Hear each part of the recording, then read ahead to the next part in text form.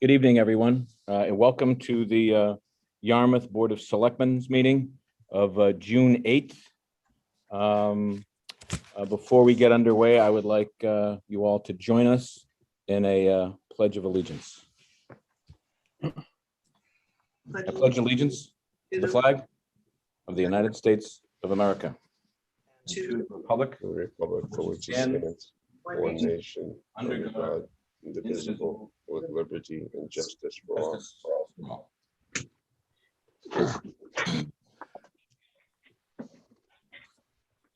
Okay.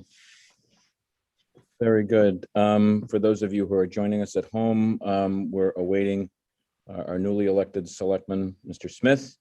But we have tonight, before we begin public comments, we have our new IT director, and Paul Coffey. Is that how I pronounce your last name, Paul? Paul Chaffee. So good. Paul Chaffee. Yes. Welcome to the town of Yarmouth. Thank you. It's an exciting time to be here. That's great. While we're waiting for Mr. Smith to join us, if you wouldn't mind just sharing, give us a few moments, a little bit of your background. Your credentials are quite impressive, and tell us a little bit about yourself and your work. Surely. So I'm coming from Nike Converse. Been with them for about 25 years. Started off in the ranks and was recognized and gave the opportunity to grow with the company to up into directorship. So my responsibilities were a worldwide responsibility for infrastructure and many times whatever was needed. So it's been a fun, very, very fun career. We grew with the company and now have the opportunity here to be in Yarmouth. I own a piece of property on the west side and just love being here. When this opportunity came up, just jumped at it. And I just want to thank you all for the opportunity to have this time to work with you and with the folks in the team here in Yarmouth. Great. Well, we're excited to have you, and we all want to wish you nothing but the best. Thank you so much. Here, if you guys need me for anything, please don't hesitate to touch base, and looking forward to growing the team here. That's great. Well, again, thank you for joining us tonight and welcome aboard. Thank you all. So while we're waiting for Selectman Smith, I'm going to move on to the formal part of the meeting where I have to read this statement, this declaration regarding our official business. So I'm going to begin because this is a remote meeting.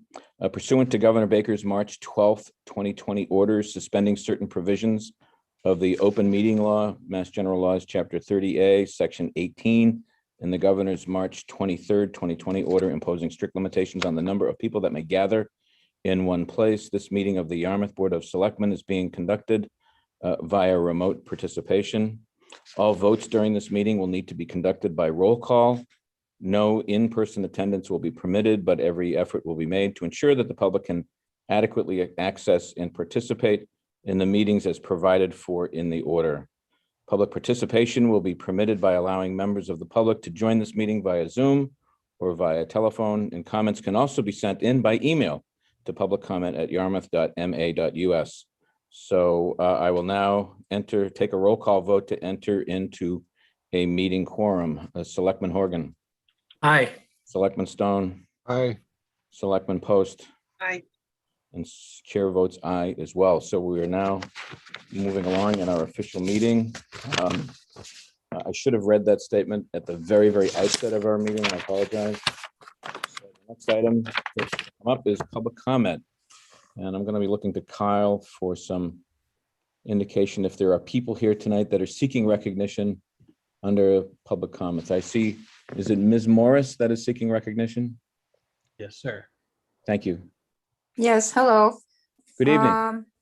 I want to hark back to the town meeting a little bit and hope that we can count on the water station installations being canceled in view of what happened with the school coolers in the during the water coolers in the schools during the pandemic, and even more so in view of Chris Greeley's graphic description of what happens at the water stations, the ones outside, And so under any conditions that I don't think that this is a very unsanitary facility, and under no conditions should the town be involved in installing any more of them than we already might have in view of all what happened at the town meeting. Now to move on to the Tri-Town wastewater project. In case you missed it, Jim Plath made it abundantly clear that Dennis has, and I'm now quoting, no interest in a Tri-Town regional wastewater program. Eventually, let's see, we want to determine our own destiny. I wonder if that last part of it rings a bell. I tried to say that over the last year or so, actually for the town of Yarmouth, but I think no matter how much there are some of you who would like to the concept of the three-town project, I think he makes it very clear that Dennis prefers to go its own way, and under the circumstances, I think Yarmouth needs to make its own prep plans also. And then I listened. I attended by remote participation last night's school committee meeting. Wait till you hear all the administrative positions that are being planned for the schools. But not to worry about the pesky, and not to worry about such things as the pesky math or anything like that, as long as we have the critical race theory in place, and they seem to be moving on that at full speed. It's a little unclear exactly what's happening because there hasn't been a comprehensive presentation of it. And I hope I asked for something to be done in that respect at the next meeting, but we shall see. Then I have a question from last week's or 2 weeks ago, whenever you had the executive session. What is this Juneteenth thing? I mean, are the unions looking for another paid holiday or something? Or you can't say anything from the executive session? Is that? Correct. Okay, that's it for me. Very good, thank you. Do we have any update, any other people wishing to be recognized? Kyle, Mr. Moderator? Mr. Chairman. Okay, thank you. What I'd like to suggest while we wait for Selectmen's having technical difficulties, if it's okay with the board, I don't know if the Cape Cod Commission is here. I don't see them present. I know they were on the agenda for tonight. I know we have obviously reorganization, but that might be a good idea to do with our newest selectman. And so Bruce Murphy, is it okay with the board if we just move along the agenda to the item of COVID-19? Does anybody have any objections to that? We're looking for Bruce Murphy right now. Okay. You have an APB out on it. Good. Because what I'd like to do, if it's okay, is just go to Mr. Murphy, and then as soon as, You could always go to committee appointments, there you It'll go. take a minute. knock some of that stuff out. Oh, you have licensing too. Right. No, but we could, I mean, I'm very comfortable with that. Is that the sentiment of the board? Are you prepared to go while we're looking for Mr. Murphy? Are you comfortable with that, taking that out of order? I'm Sure. glad you called this meeting at 5:30. It was a great idea. Well, when it was originally called, the concern was that we probably had a long night ahead of us. So the idea was to at least not make it so long. Gonna get longer. Hey, Mark, I actually see Pete Smith outside. He's coming in now, as you can tell from my dog. Okay. Hold on. So I guess we can suspend with the idea of going directly to appointments. Oh, this is a first. Is that a dog or is that? I'm gonna ask.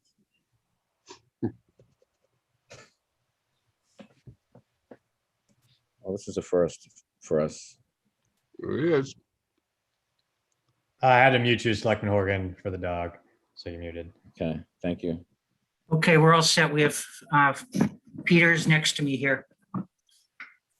Welcome, Mr. Smith. How are you today? It's good to see you. We appreciate your being here. And sorry about the technical difficulties. Hopefully we can get them worked out when we go back to regular business and doing Right. everything back in house. It has to do with my computer.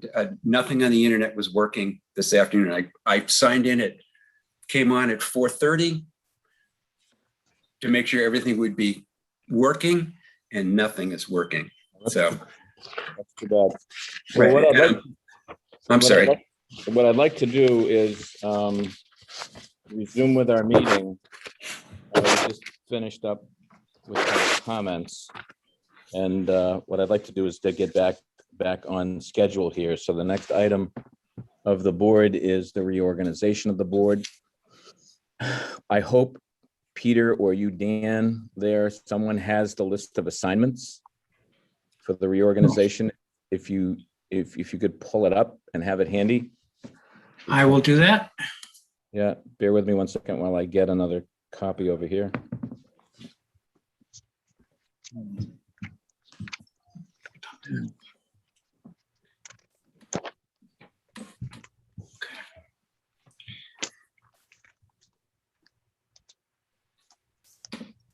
Okay, very good. So the first item of business is to vote on a chairman for the board. And I think the first order of business is to open the floor up for nominations. Well, I'd just like to say that I'd like to be chair this year. It's, if we're going in the rotation that we've gone in the past, I know that that's unusual to say, but this will be my last year serving, and I'd like the opportunity to do it as we've rotated in the past. Okay. I would hope that the board would support that. Okay, we have a nomination. Tracy is nominating herself. Is there a second?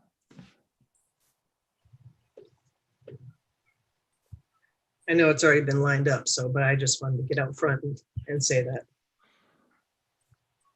Okay. Do I have any other nominations? No second to the longest serving person on this board. I'd like to ask why. Well, I'd like to, if we can just proceed with the rest of the meeting, that would be helpful. Mr. Chairman, Yes? I'd like to make a motion if I could, please. Okay. I'd like to recommend that you stay as chair for one more year. And I'd like to be able to state a couple of reasons why that is. Okay. Go. Proceed. I'm not sure exactly what the recent practices have been with the chair. I'm obviously new myself. But in the short time that I have been on the board, I've been extremely pleased with the direction that we've had this past year. I know that the meetings have been extremely well run. The level of experience that Mr. Forrest brings to the position are difficult to match. He does a great job of keeping the meetings moving. When we get to sticky issues and sticky points, I think they've been handled really well by breaking them down and working on them piecemeal. I do think and believe that each of us has been given adequate. Interrupt you for a second, Dan. I should have asked if there's a second to that. Right. Is there a second? I'll second it. Peter Smith. Okay. All right, Dan, I'll let you finish. Thank you. I'm sorry. I should have. No, recognized that. that's my fault. I also feel like each of us has been given plenty of time and opportunities to speak and to have input on matters that are important to us. I think you've been very good about that. I don't think that having somebody in the position for 10 years is a great idea. But I'm not troubled by the idea of giving somebody a second year, especially where the results have been so positive. Finally, I guess what I'd say is that, we're in the midst of a major transition with the leadership staff. And with several key department heads that have left and aren't going to be leaving in the next year. I think it's important to maintain the continuity of what we've been able to achieve so far. So those are some of the reasons why I think Mark is an obvious choice to be chairman this year. And I look forward to hearing your feedback as well. No, I appreciate that. I guess that takes you out of contention, Mr. Horgan, as a candidate. Chairman. Yeah, I'm all set.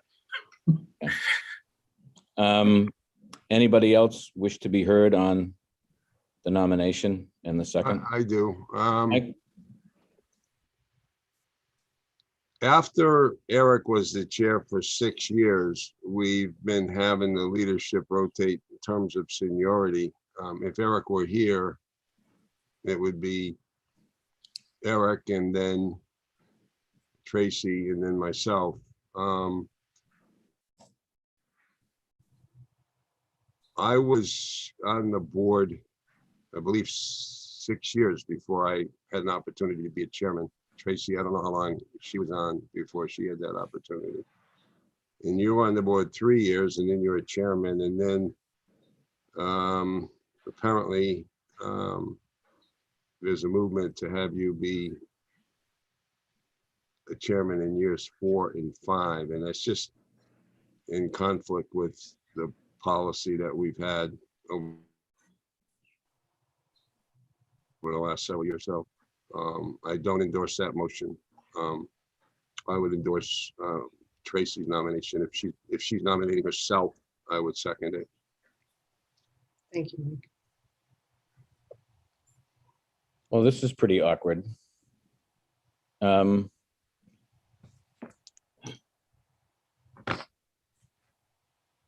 Well, I generally like the idea of rotating the board. I like a new face, a fresh face coming in.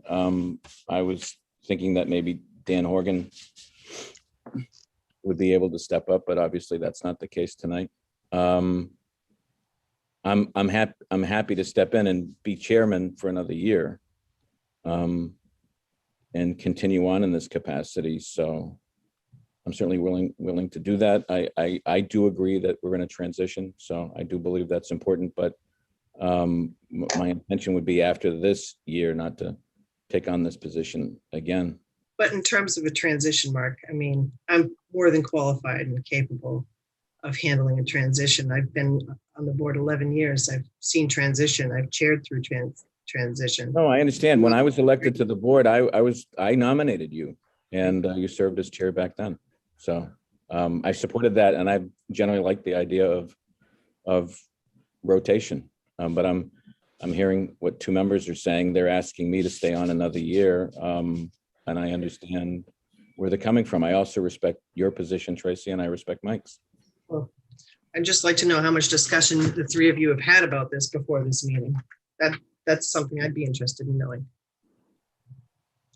How much discussion we've had? I have not reached out to anybody other than seeing if my wife would not divorce me. So in any event, any more discussion? Do you have any position? You have to take a position at some point.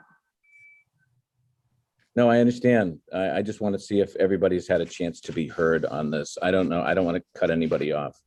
So Mr. Horgan, Mr. Smith, Peter, did you want to weigh in?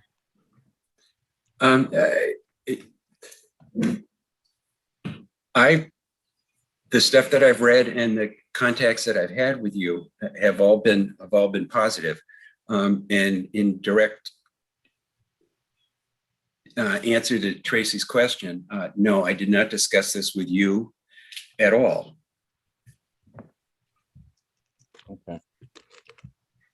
All right. Well, I guess let's put it to a roll call vote. Tracy Post. The motion on the floor is the nomination. Well, I'll put up the nomination of Tracy Post up first. Roll call vote. All those in favor of Tracy as the chairman, say aye. Excuse me, I'm sorry. Roll call vote. Tracy? Aye. Tracy Post? Mike Stone? Hi, Dan Horgan? Nay. Peter Smith? Nay. Chair votes nay. The next nomination is for Mark Forrest as chair. I'm going to ask Tracy Post, Nay. Mike Stone, nay, Mr. Horgan, Aye. Mr. Smith. Aye. Chair votes aye. The next position on the board is for vice chairman. Are there any nominations? I'll nominate Mike. Is there a second? I'm happy to second that. Mike, are you prepared to step into that slot? Mr. I don't know Stone? how much of a step it will be, but yes, Okay, so we have a motion and a second. Any more discussion? Any other nominations? Hearing none, all those in favor of Mr. Stone as the vice chair? Tracy Post, Aye. Mike Stone, abstain, Mr. Horgan, Aye. Mr. Smith, Aye. chair votes aye. The clerk's position, do we have any nominations for clerk?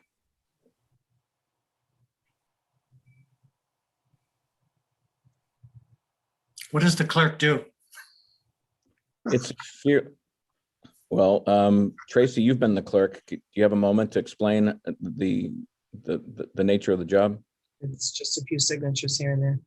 It's nothing important. who asked what does the clerk I did. do? Was it Dan Horgan? Yes. Did I ask that? I nominate Dan Horgan for clerk. I'll second that. Dan, are you willing to take on that assignment? I think I could be capable of that. Very good. Let's, unless there's any other nominations or any more discussion, let's put that to a vote. Tracy Post, Aye. Mike Stone, Aye, Dan Horgan, Aye. Mr. Smith, Aye. chairman votes aye. Chairman of the licensing board, over the years, recent years, Mike Stone has carried this on. Are there any nominations? I'd like to nominate Mike Stone. Second. Okay, we have a nomination, the second. Is there any discussion? Okay, hearing none, roll call vote. Mike, are you up for taking this on? yes, Okay, terrific. Roll call vote, Tracy Post, Aye. Mike Stone. Mike? Are you Aye. abstaining? Okay. Dan Horgan, Aye. Peter Smith, Aye. and the chairman votes aye as well. Appointments chairman, typically this gets usually assigned to the newest member. But let me ask, any nominations? I'm fine nominating Peter Smith. Okay, Second. glad. Okay, okay, Peter, actually, you have to take this assignment. There's no trade-off, actually. Any discussion? Hearing none, all those in favor, say aye. Roll call vote, Tracy Post, Aye. Mike Stone, aye, Dan Horgan, Aye. Peter Smith, Aye. chair votes aye, unanimous. Ambulance waiver administration. This is the review of waiver requests on behalf of the board. A very manageable job. Any nominations? I think Mike's killing it. Mike, are you ready to take this on again? sure, If we nominated you, okay, I'd like to nominate Mike Stone. Do I have a Second. second? Okay, we have a nomination and a second. Any other commentary or nominations? Hearing none. Roll call vote in support of Mike Stone. Tracy Post, Aye. Mike Stone, Aye. Dan Horgan, Aye. Peter Smith, Aye. and chair votes aye. The next item is the DY liaison, primary liaison, point person for the board. I nominate Peter. Okay. Is there a second? Second. So we got a nomination and a second. Any discussion? Any resistance? Okay, hearing none, roll call vote. Tracy Post, Aye. Mike Stone, Aye. Dan Horgan, Aye. Peter Smith, Aye. and chair votes aye. DY contract negotiation teams assignment. Tracy's been on that. Have it. What's that, Tracy? I nominate Peter. Okay, do I have a second? Do you want that? That's a tough one. I'll second it. Okay, I have a nomination and a second. Any discussion? Any What's reservation? right, what's involved? In terms of the contract negotiation team, Tracy, Yes. you have a moment to explain just how you've handled We're that? not usually invited in, but we're supposed to have a seat at the table. I'm not sure if this is for negotiations. They alternate years. But there's always been a selectman liaison to that. Norm was the last one who was involved in contract negotiations. I was never made aware in the entire year that there was any, although they had them. So. Okay. There you go. So there's an explanation. So we have a nomination and a second of Mr. Smith for the DY contract negotiations team. I'm going to put that to a vote unless there's an issue. Okay, Tracy Post, Aye. Mike Stone, Aye. Mr. Horgan, Aye. Mr. Smith, Aye. chair votes aye. And now we have an assignment as the scholarship committee alternate. And I'll open that up for nominations. You want that, Tracy? I know, I really, really love that and I enjoy it, but I'm not gonna, as I said at the beginning of this meeting, this will be my last year and I don't want it, but thank you.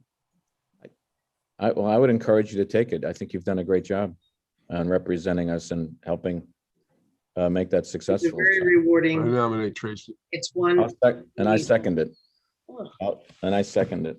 So we have a nomination and a second on you, Tracy, for that. Okay. Roll call vote for Tracy. Mike Stone, Aye. Peter Smith, Aye. Dan Horgan, Aye. Tracy Post, Aye. chair votes aye. The Affordable Housing Trust, Eric served on that. We need a new person to take that on. Do I have any nominations to serve on the Affordable Housing Trust? Do you know what time of day they meet? I think they meet during the day, during a work day. We generally do. Bob, both Bobs have been very active with this group. Does anybody want to? They have a meeting at 4 p.m. You interested in that, Tracy? I could do it. I could do it if it was for. That would be great. Nominate Tracy. Okay, do I have a Second. second? Okay, we have a nomination and a second for Tracy to be the Select Board's Affordable Housing Trust representative. Any discussion? Any more comments? Hearing none, we'll put that one to a roll call vote. Mike Stone, Aye. Dan Horgan, Aye. Peter Smith, Aye. Tracy Post, Aye. and chair votes aye. The next item on the assignments is what is called airport rep. And I'll be honest with you, I know we've designated Tracy as that, but they're really, It's more of an alternate. So our rep is Dr. Marasco, and the way I understood the last time that we even put a member on it was an alternate member. If he couldn't come, he was supposed to let us know. yeah. Over the past year, Tracy, has there been much activity for the alternate at all? I've never heard anything. Okay. I'm happy to take the assignment. Okay, that would be I'll great. Dan. nominate Dan. I'll second that. Is there any discussion?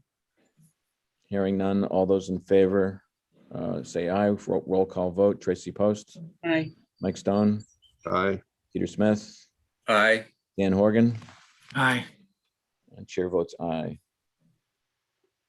Now, the next three committees, I'm assuming, I'm gonna just look to our town administrator. I believe those three committees are still in existence. They're still operating and they're still serving the town. Is that correct? Well, Eric had resigned from the Matikes. But Eric had also indicated to the board at his last meeting that he would be happy to represent the board on these three committees. He did state that. I thought that was very generous of him. Yeah, but I'm not sure that their charge allows for that. I mean, we could look, but I think it was supposed to be a selectman. I And understand. I know he's not serving at the Matikes School Building now. That was. So on the DPW Building Committee, I haven't been to any of the recent meetings at all. I don't even know if they've met. Bob, have they met? Has Eric been there? I don't know if Eric's been there. I know that the project's not finished yet.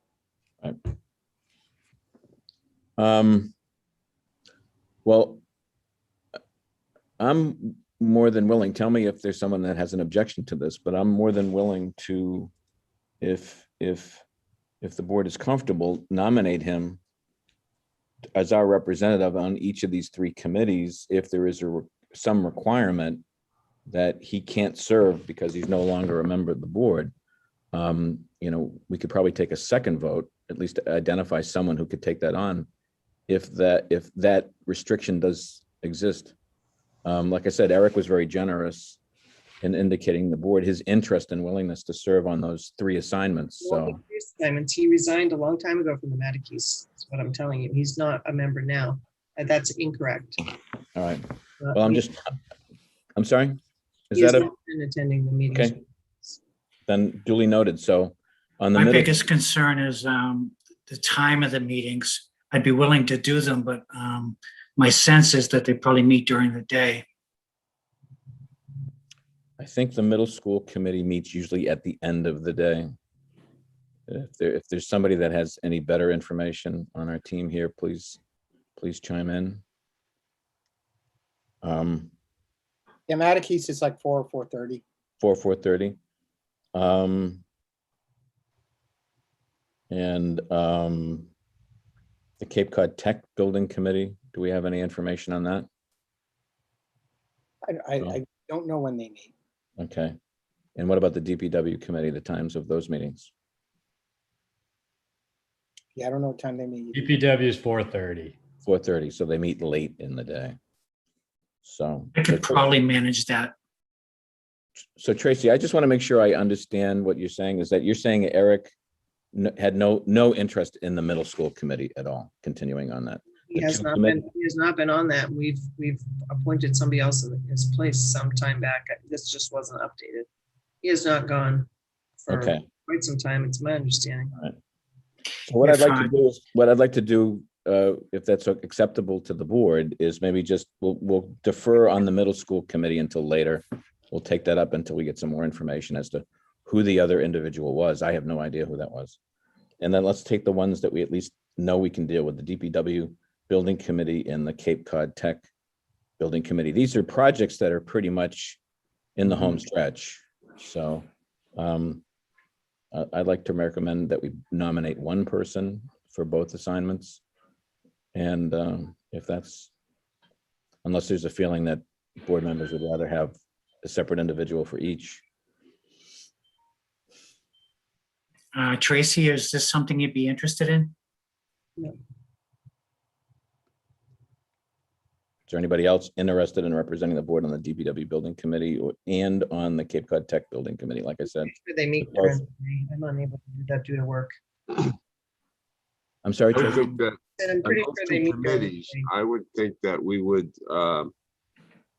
vote Eric, subject to his willingness and subject to his eligibility. And then if there's a problem, we'll just come back and redo it. I think, is that a motion, Mike? Yes. Okay, do I have a second on that motion? Second. Okay, we have a motion and a second on the motion to appoint Eric Tolley for both. And we'll do some detective, let's check on that. And if there's an issue, we'll revisit it at a future meeting. I mean, So, particularly with his expertise, his professional expertise, none of us can match that. right, I agree. So roll call vote, Tracy Post, Aye. Mike Stone, Aye. Peter Smith, Aye. Dan Horgan, Aye. chair votes aye. Okay, I've been representing the board since 2017, when the DHY subcommittee, this working group of selectmen and town officials representing Harwich, Dennis, and Yarmouth, working on the DHY Clean Waters Partnership. I've been doing that. There have been 2 selectmen. And so there's actually a rep slot and an alternate slot. And I'm happy to step aside if someone is interested in stepping up and stepping in there and representing the town in these meetings. So do I have any nominations for DHY committee rep? Are we sure we even need to continue that? I mean, it's kind of fallen. Well, it could be short-lived. We'll know soon enough. Is there anybody, at least for the time being, prepared to step in to the assignment? Otherwise, I'm happy to fill in and take on that role if there are no other nominees. Is there anybody else that would like to take in that assignment? I'll nominate Mark Forrest. Second. Okay, so there's a nomination, a second. A roll call vote, Tracy Post, Aye. Mike Stone, Aye. Peter Smith, Aye. Ann Horgan, Aye. and chair votes aye. DHY alternate rep. Are there any nominations? Any candidates? I'm willing to do that. Peter Smith. Okay, that's terrific. Do we I'll have a second? nominate Peter. Okay, and a second. Any discussion? Hearing none, vote, roll call vote, Tracy Post, Aye. Mike Stone, Aye. Peter Smith, Aye. Dan Horgan, Aye. chair votes aye. Clean Water Trust Managing Board Rep. I know, Tracy, you've been on there. Is that something that you're interested in continuing, Tracy? Yeah, I can do that. Okay. I'd nominate Tracy Post. Second. Okay, a nomination and a second. Any other discussion? Hearing none. Roll call vote, Tracy Post, Aye. Mike Stone, Aye. Dan Horgan, Aye. Peter Smith, Aye. chair votes aye. The Public Access Media Center keeps sending either me or someone in town hall emails saying that they'd love to have someone representing the board on their media center board. We have generally declined in the past, but I just have recommended that we just keep it on the list in case there is a board member that would like to represent the board. Right up your alley. Now, I'm going to respectfully pass. Is there anybody else that? I'm willing to take that on. Yeah, I mean, part of the goal is to try to get as much service out of the media center for the town, both in terms of covering, community events and getting more people active in producing programming. I'd love to, there's no restriction about the kind of programming. They could do government programming. They could cover committee meetings. They could help in a variety of ways. So having people trained as producers is a help both in terms of public access as well as the government access channel. I'll nominate Dan. Okay, do I have a second? Second. Second. Okay, we have a nomination, a second. Any discussion? Hearing none, roll call vote. Tracy Post, Aye. Mike Stone. Mike Stone, Aye. Peter Smith, Aye. Dan Horgan, Aye. and chair votes aye. The Regional Transit Authority is covered. We've kept Bob into the slot. Assuming, Bob, you're prepared to stay and continue to represent the board on this? Chairman this year, so That's great. Congrats. On MPO, this is Dennis's turn. So we may be asked to have a rep on the MPO, I think, next year. So stay tuned on that. And the Cape Cod Commission rep, our rep on the Cape Cod Commission is Jack McCormick, and he's doing a terrific job. So is there any other business with respect to select board positions and assignments? Okay, let's move on. The next item on the agenda, I do see Christy Senatori. So I know Bruce Murphy, if you're watching, thanks for standing by and agreeing to step in, but I'm gonna go to Christy and try to get back to regular order here. And so next up on the agenda is the Director of the Cape Cod Commission, Christy Senatori. Welcome, good evening. Great, thank you, Mr. Chairman. For those of you I don't know, I'm Christy Senatori, I'm the Executive Director of the Cape Cod Commission, and from time to time I visit the boards of selectmen across the Cape, and ordinarily would like to do this in person, but here we are via Zoom, and it's still nice to see you regardless. And before I get started, I just wanted to reiterate what your chairman said, and that Jack McCormick has been doing a terrific job, and I did just want to take a moment to recognize him. I see that he is joining the meeting. And really just thank Jack for his dedication, for his commitment to the commission. Jack's really been an outstanding member. He rarely misses a meeting, is always participating, and has been really a helpful and key member of our board. And I just wanted to publicly really thank him for his participation and his service to the commission. And if it's acceptable to the board and Jack would like, I'd love to yield a few moments to him to say a few words if he'd like to at the end. But what I'd like to do is just provide a few updates for you on some of the work that we have been doing at the Commission, and just provide some of the highlights of the work that we were able to accomplish in 2020, and talk about some of our priority work that's ongoing in 2021. And then I'm happy to have a dialogue and answer some questions. We did send along our 2020 year in review. Hopefully you had a chance to take a look at that. It's somewhat lengthy. I'm not going through that in any detail tonight. But what I did just want to highlight was some of the work that we have been doing, and kind of starting along the lines of water quality. And I did see that you reappointed Tracy Post to the Cape and Islands Water Protection Fund Management Board. So thank you. Tracy's been a great member on that board. I want to thank her for her service there, and really identify that is the really key opportunity for the region to see some significant investment in water protection in our region. And so, as you know, that board has been established, and there's about nearly $21 million in that fund to date. The management board adopted regulations that govern the distribution of funds, as well as how those subsidies would be awarded. And those grants were awarded for the first round of funding back in April, and there were nearly $71 million in subsidies awarded for this first round. And so this is really a key opportunity for the 208 plan to be implemented, and for that financing piece to be realized, and those dollars to be put back into the community. So this is a great step in implementation. We look forward to supporting the town of Yarmouth and hopefully awarding funding for future projects. And so we appreciate your participation in that. A lot of the work that we did over the course of the past year was also tied to the COVID-19 pandemic and response and recovery. And so a lot of what we tried to work on was really providing data and information to our communities. So we created and developed a data dashboard for the local communities to be able to identify some of the demographic and economic information that they may be needing, not only now, but for future forecasting. And so if you haven't had a chance, datacapecod.com is that website that we developed.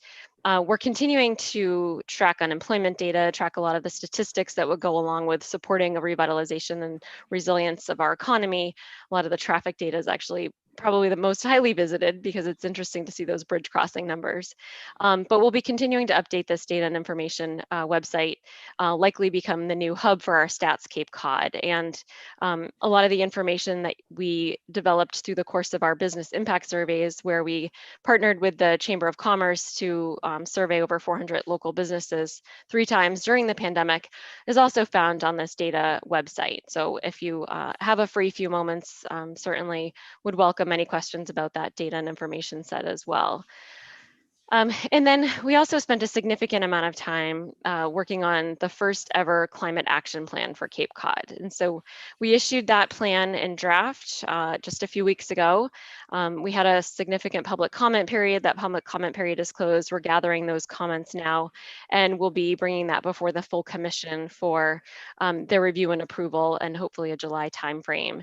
So that represents a significant amount of work in terms of really putting together the first greenhouse gas emissions inventory for the region, and also making sure that we engaged with a significant sector of the population and making sure it was multiple sectors were engaged throughout the process, through our stakeholder process. We also, one of the most important parts of this was looking at an economic and fiscal impact analysis. So not only are we able to look at the economic impacts of certain strategies, whether they're mitigation or adaptation strategies, but we're also be able to identify what the costs are, the true costs, if we were to do nothing or take no further action as a region.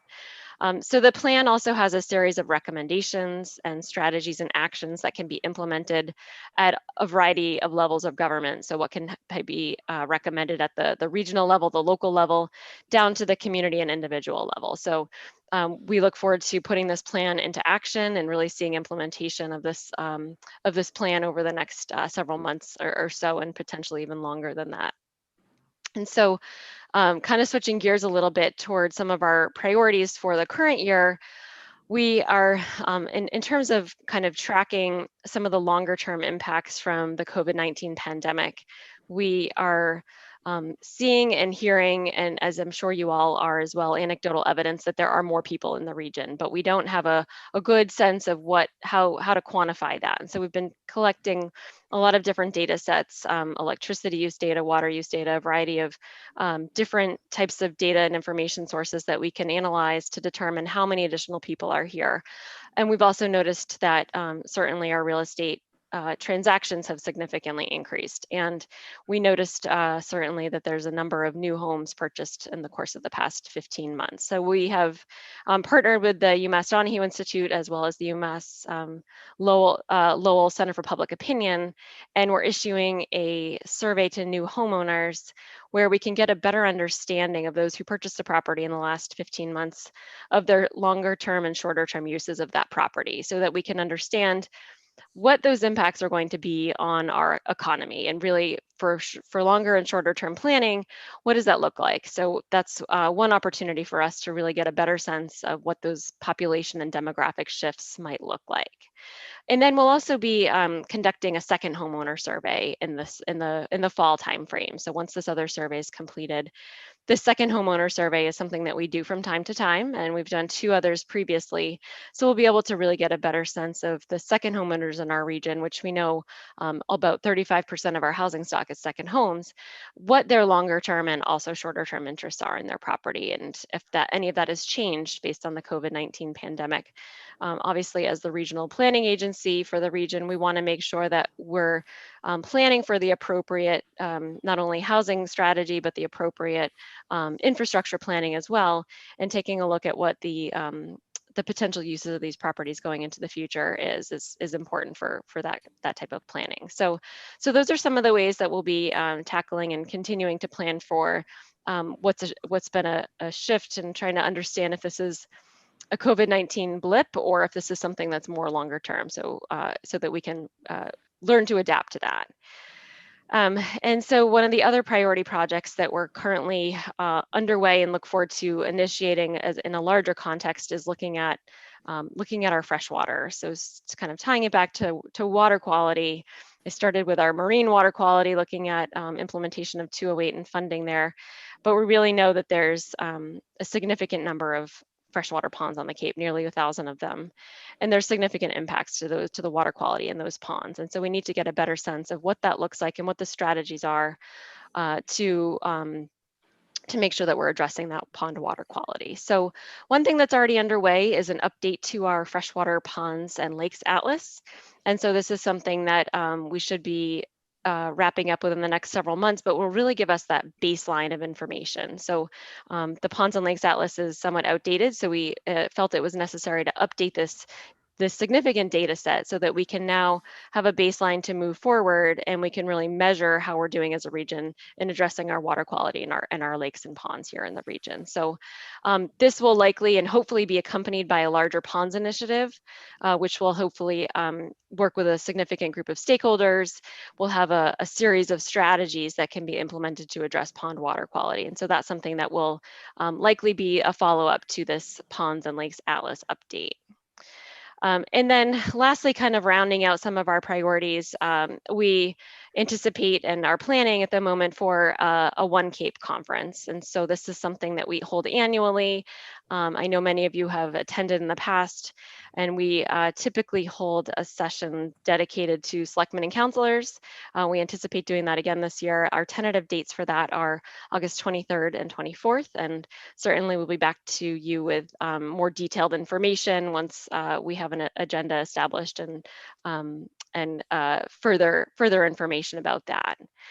And then I know there were a couple of some interest in a couple of other projects that I just want to highlight for the board, and then I'm happy to pause and take some questions. But the Blue Sky Towers monopole that is being proposed in Yarmouth on 28, there is a public hearing on that project tomorrow evening at 5 o'clock. We have a subcommittee that has been impaneled to review this project as a development of regional impact. As you know, the town did refer that. The hearing's been open procedurally, and we'll have a full public hearing tomorrow evening. Staff will be there to discuss options around mitigating the visual impact of the wireless tower. So there will be an opportunity for public comment, and we certainly will welcome that. And as the commission looks to make a decision on that DRI project. We've received several comment letters, and as you all know, some from the town, and so certainly we look forward to working with the town collaboratively as this project proceeds through the review process. I also understand that there are some questions, and I did have a chance to take a look at some of your previous meetings around the Bonsable Municipal Airport. And it's our understanding that the municipal airport master plan is underway. It's something that's required by that process that's required by the FAA. And we expect that their master plan may be completed sometime within the next several months or so. And then that would proceed to federal, state, and local environmental review. I do believe that the project requires an environmental impact report that would then be subject to the commission's DRI review. And so we certainly want to make sure that this is a collaborative process, not only with the town of Barnstable, but certainly with the town of Yarmouth. And so we look forward to working with you on that and making sure that the concerns that you have are also addressed throughout that process. And if there's further information or detailed dialogue that you'd like to happen, then certainly we want to make sure that the town's interests are represented here. And so where there's any way we can collaborate and coordinate, we are certainly happy to do so. There will be a public process associated with that, and public input certainly would be welcomed. And I did see recently that your visioning survey for the town is out, and we look forward to continuing to work with your town planning staff, and especially as your local comprehensive plan may be updated into the future. We look forward to supporting that process. We were also pleased to be able to provide some direct local technical assistance funding for the town to be able to update its housing production plan. And so that's also something we look forward to continuing to work with the town on. And then lastly, I know we've been in consultation with your planning staff as well as the Historical Commission on several projects that are underway or at least being considered under the town's demolition delay bylaw in the South Yarmouth Historic District. And so again, we look forward to continuing to provide that support to the town of Yarmouth. So I'll pause there. I know that was a lot of information, but I'm happy to take questions or discuss any other subjects at your convenience. And if Jack has anything that he'd like to add, I just wanted to make sure he had an opportunity to do so. So I'll pause. Mr. McCormick, Jack, the floor is yours. Is there anything that you'd like to add? Thank you, Mark. It's interesting that I've already seen you once because I thought we were having a live meeting tonight. But at any rate, no, I just want to know how much I appreciate the honor and privilege of serving as Yarmouth's representative for all these many years. and it's been a pleasure. And I've been lucky enough to be chosen as all three offices at times during my tenure. But it's, and I know that the commission does a great job, and it's been a privilege for me. That's all I have to say. Thank you. Thank you, Jack. And once again, we appreciate all the work that you do on behalf of the town of Yarmouth very much. In starting, I'd like to go to the board. I'd like to start with Tracy Post. She had a lot of interest in you, Christy, coming before us tonight. So Tracy, any comments, concerns you'd like to review with Christy? No, I appreciate the update. There's a lot of information. I'm happy to hear that you're in the loop and in the process for the airport, because, you know, as you've probably seen my comments, if you watched the previous meetings, I think that this is something regional where our citizens should have a voice at the table. And so I'm happy that that process is going to happen. I was nervous that perhaps it wasn't going to be part of the plan, but I'm happy to hear that. In terms of projects right now, I'm thinking that's probably only one. Sadly, I wish we had more. I guess in terms of economic development in helping our businesses, is there any focus, Christy, from the commission's perspective in terms of what ideas of how we're going to help get businesses recovered and grow our economy somewhat on the Cape? So thank you. So through the chairman, it's a great question. And I really didn't touch on economic development. I didn't touch on a lot of things, but we have a robust economic development program right now where we're updating our— Can't use that word in our meeting. That's Mark's word, the robust. robust. Good to know. Mike, I won't. you let it go, Mike. It's on it. Rigorous, All right. intensive, Alone, thorough, but not robust. No, robust. There we Okay. go. So we're looking at different resilience planning strategies right now. And we've actually been working with an outside consultant, RevB, and they've been creating toolkits that we can share with our local businesses so that they can put strategies in place to become more resilient. So in the, you know, kind of post-COVID economy, are there ways that we can prepare our businesses a little bit better for whatever the next potential pandemic may be, in, you know, whatever type of pandemic that might look like. And so we have a variety of toolkits. We're also looking to have a webinar, I believe it's next Monday, for a Train the Trainer. And so this is open to all of our municipal staff across the region. And so you know, happy to have as many staff participate on this. So it's an opportunity for your staff to become educated on how they can help the local businesses as well. So that's one opportunity. We also have been doing some industry specific webinars over the course of the last several weeks. And we've had a fair amount of participation in that. Those webinars that are industry specific really were tailored to our highest impacted industries, and those are all available on our website if anyone didn't have a chance to attend those webinars directly. And so we're also working collaboratively with the Comprehensive Economic Development Strategy, updating that plan right now, really making sure that some of these COVID pandemic response strategies can be incorporated into that. So if there are funding opportunities through the Federal Economic Development Administration, we'll have a lot of that data and information already included, and they'll be eligible projects. And we're also working closely with the Bonsable County Economic Development Council. We support that through administration and our economic development staff. And we've just issued a call for proposals for projects, and this is to nonprofits or municipalities that have a project that may be consistent with the economic development strategy, but also showing some COVID-19 pandemic impacts. And so those are grants that are up to $25,000.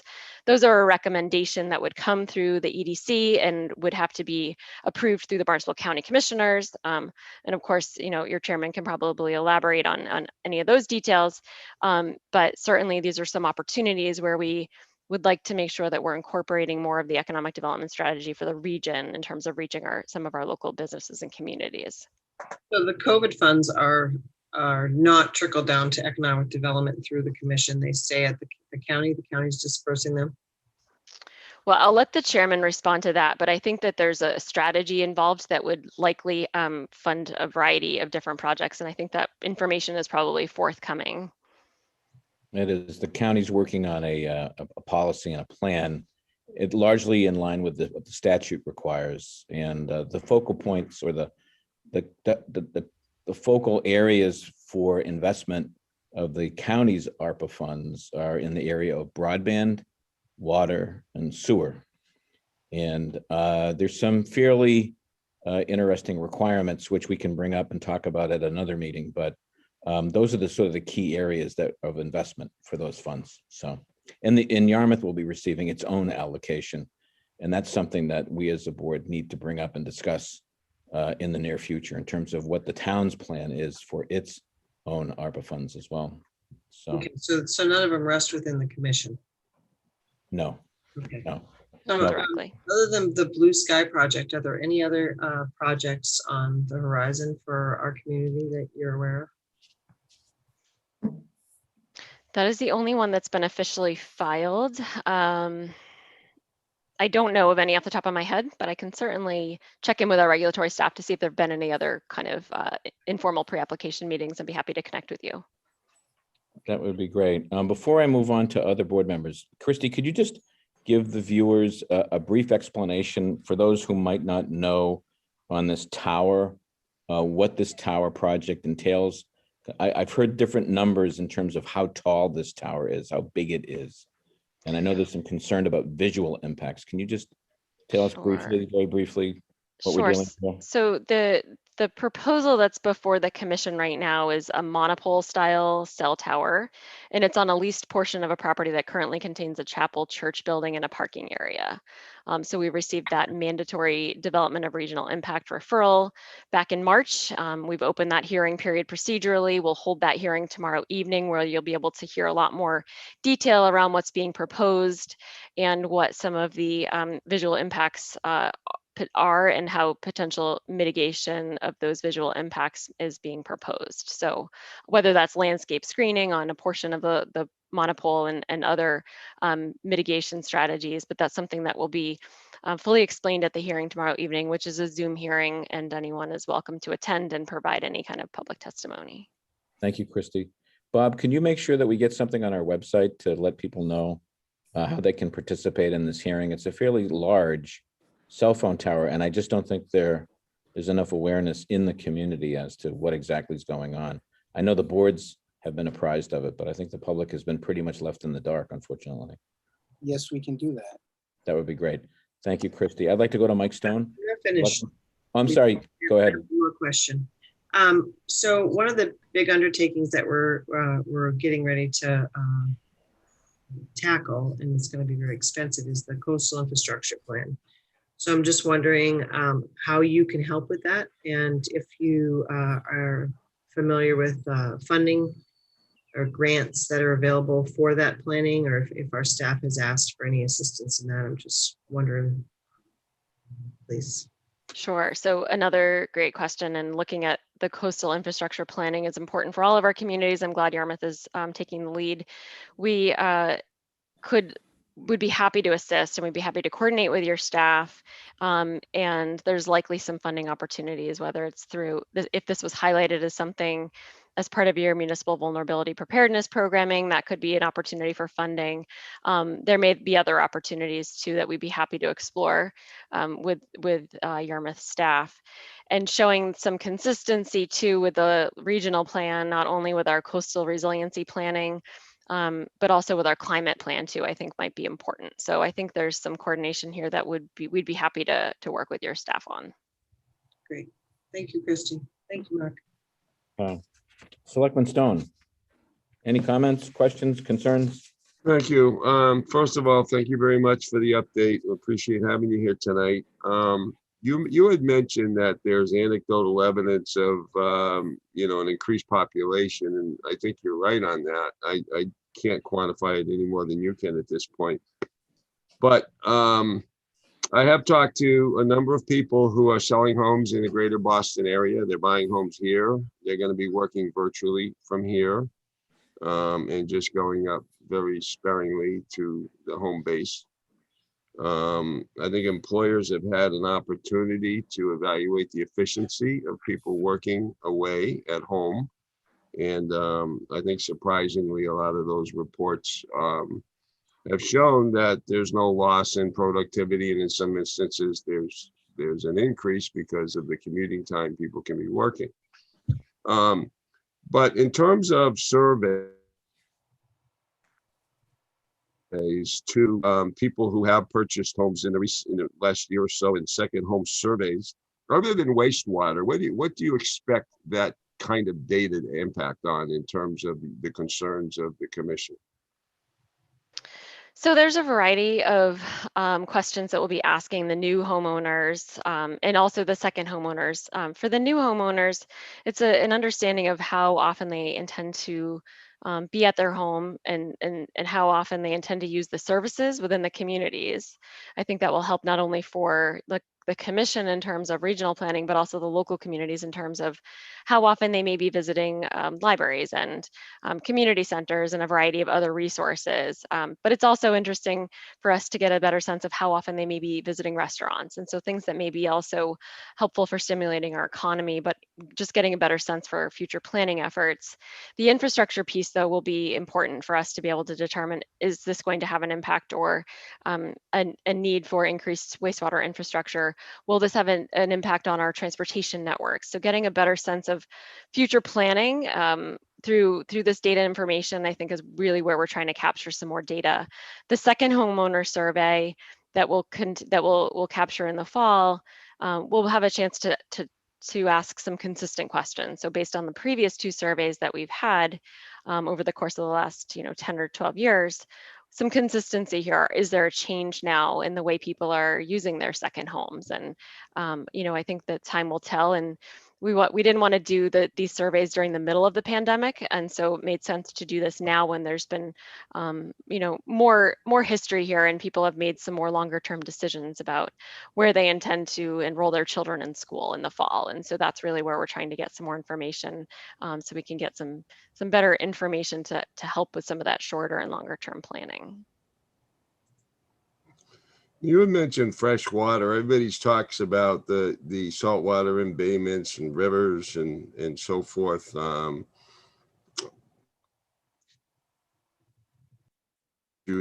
wrestling with a potential Yarmouth-only solution versus a tri-town solution to deal with the nitrogen levels that we have in Lewis Bay and Parker's River, Bass River. But as you said, there's over 1,000 freshwater ponds. How do you coordinate an effort like that to ensure water quality in our ponds with so many ponds and in such a vast area and so many, local government put that you're going to have?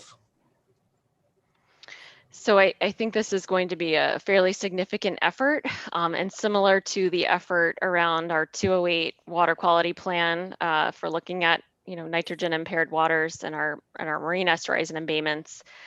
Something along the lines of looking at our freshwater ponds is likely a similar effort, and it's likely something that will take us a little bit of time to make sure we're engaging with all of the appropriate stakeholders. And so I think we'll have as many, if not more, stakeholders interested in engaging. There's a lot of people that use our freshwater ponds and they live around the ponds, and the legal and jurisdictional piece of the ponds analysis is going to be very interesting. So this is definitely going to be an intricate and involved process, but one that's really important and is really very timely at the moment. And so I look forward to working with a variety of stakeholders, and we'll likely have a significant staff effort to make sure that we put together a database of strategies that can be implemented across the region. And what might be appropriate for ponds on the Outer Cape may not be the same approach for ponds on the Upper Cape or the Mid Cape. And so we want to make sure that there's a variety of options so that the local towns and the local communities are able to make sure that we're addressing our water quality in the most impactful way possible. So I don't think it'll be an easy lift, but I think the timing is right, and we look forward to making sure that we're kicking off this freshwater initiative when the time is right. I know this is probably a blue sky type question, meaning that it kind of comes out of nowhere, but is there any general sense of what the health of our freshwater ponds is? I mean, are they generally healthy? Are they generally unhealthy? I know it would vary from location to location, but you don't hear at least a lot of alarm about the freshwater ponds. Is that because people are lulled to sleep or because there's no grave problem there? Well, I think you hit the nail on the head in that it does vary from pond to pond. And thankfully, we don't have a significant enough problem that it's impacting any of our visitation or any of our tourists and any of our economy at the moment. But we want to make sure that they don't get so degraded that that does have a significant impact on our economy. And so this baseline that we're conducting right now with the update to the Ponds and Lakes Atlas is really going to help us determine the water quality degradation or the water quality in each of those ponds and lakes. And so while we may not have a sense in all 1,000 ponds at the moment, we'll get a sense of the general water quality in our freshwater over the next several months. And so once that's updated, we'll really have that baseline of information so we can then set some goals and set some region-wide strategies for addressing that water quality. Okay.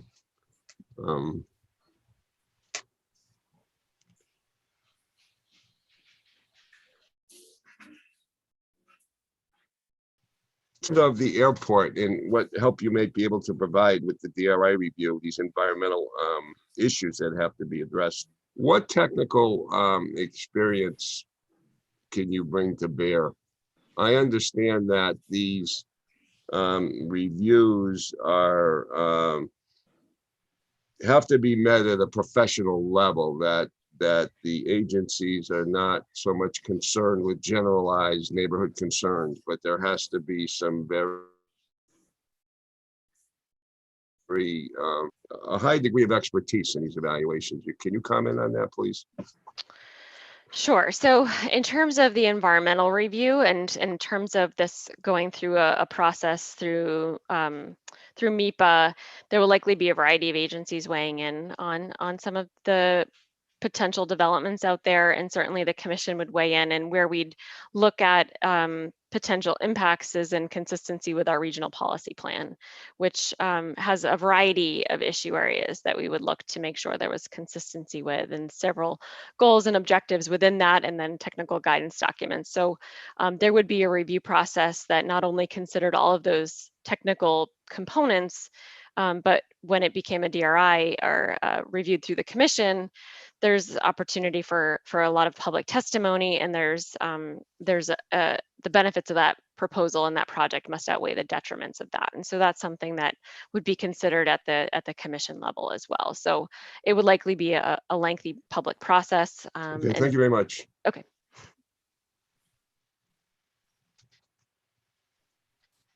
Okay, Thank thank you. you. Thank you, Selectman Stone. Selectman Horgan. I don't have any questions. I just want to thank you, Christy, for coming. This is my first opportunity to actually meet you, albeit through Zoom. Thank you for the printed materials that you sent us ahead of time. And I'd like to, at some point, just make a meeting with you to probably just educate myself in terms of how Yarmouth and the commission intersect and what we can do for one another. So thank you for tonight's presentation. Thank you for giving us your time and service. And I look forward to trying to meet with you in the future. Thank you. Great. That's great. Thank you, Selectman Horgan. Selectman Smith. I have no questions. I'm at a learning curve. And echoing what Dan said, Christy, I'd love to come and meet with you. And I can also say that Mr. McCormick has been a great person to have on your committee, and because I've served with him on some other committees as well. He's a great man and has lots of good ideas and very active. Great. That's great. Thank you. I'd like to second that. I just love me some Jack McCormick. Yeah. You taking this all in, Jack?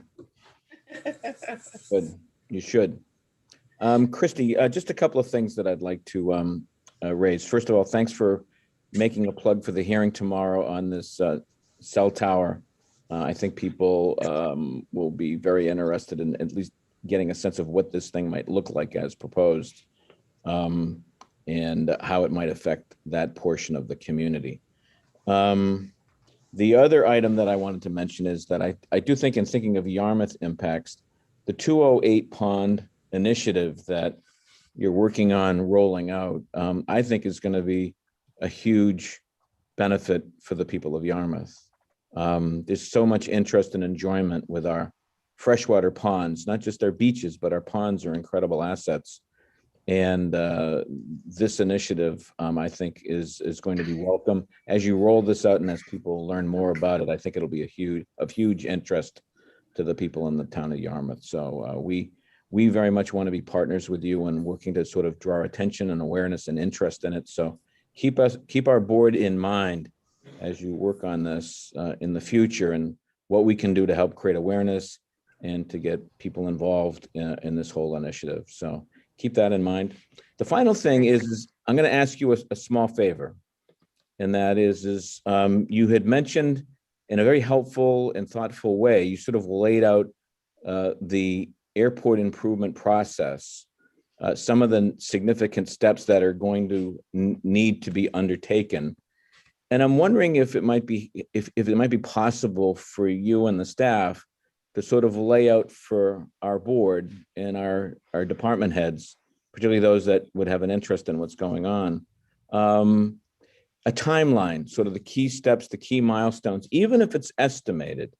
You mentioned before that there'll be a master plan process, and then there'll be after that probably an environmental impact statement. I'm not suggesting that you'll need to know with certainty exactly what each of these steps are, but I do think it would be helpful for us to know sort of from start to finish, when work is going to begin. I think that's one of the things that you could do. You probably know this information, I won't say off the top of your head, but it sounded like you have a very good grasp of what steps have to be taken in this process.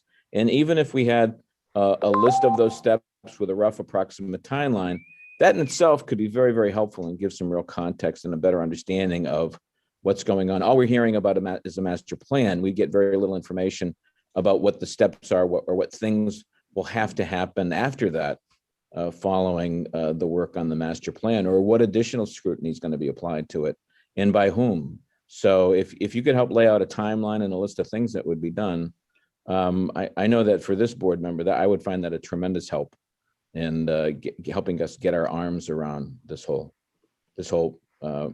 program. So I'll put that to you, give you a chance to respond.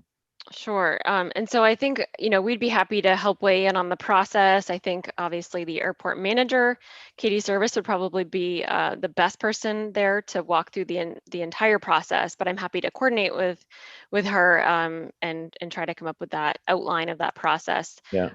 What I know is what's been shared with us to date. And so certainly I'm happy to put some of that together for the board if that would be helpful. And then certainly what would go into the MEPA review and what would go into a potential DRI or development agreement review through the commission.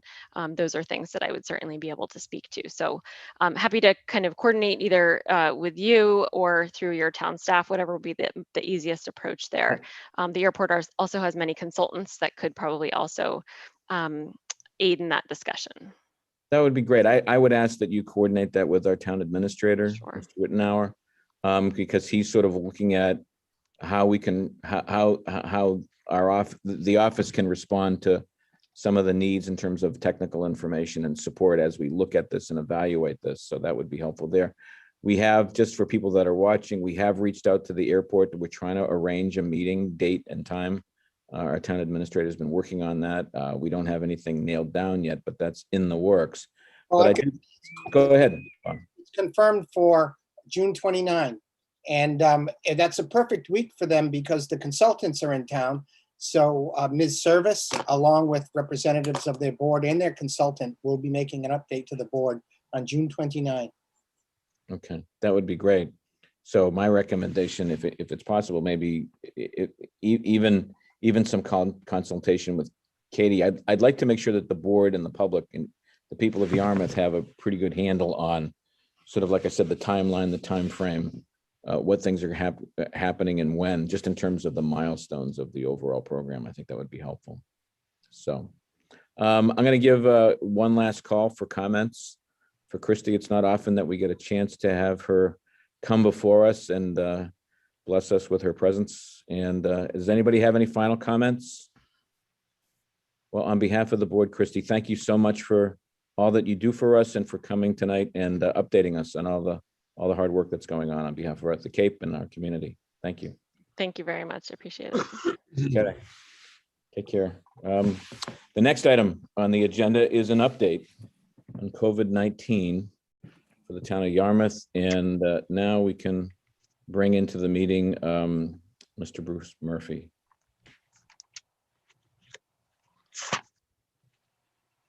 Kyle, Mr. Moderator, how are we doing? Here he is. Right.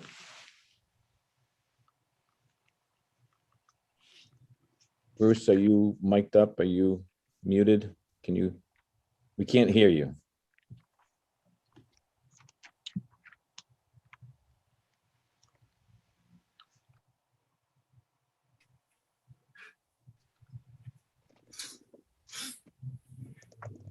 Bruce, can you unmute yourself and unmute the video?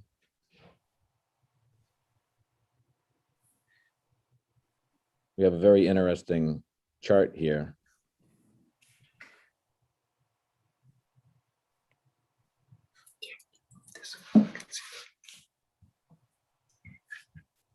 Yeah.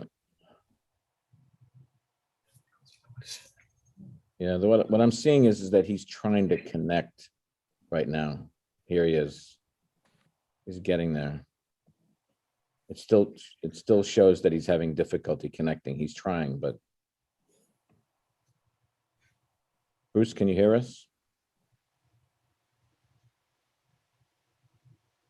I hate this when this happens. Mr. Murphy.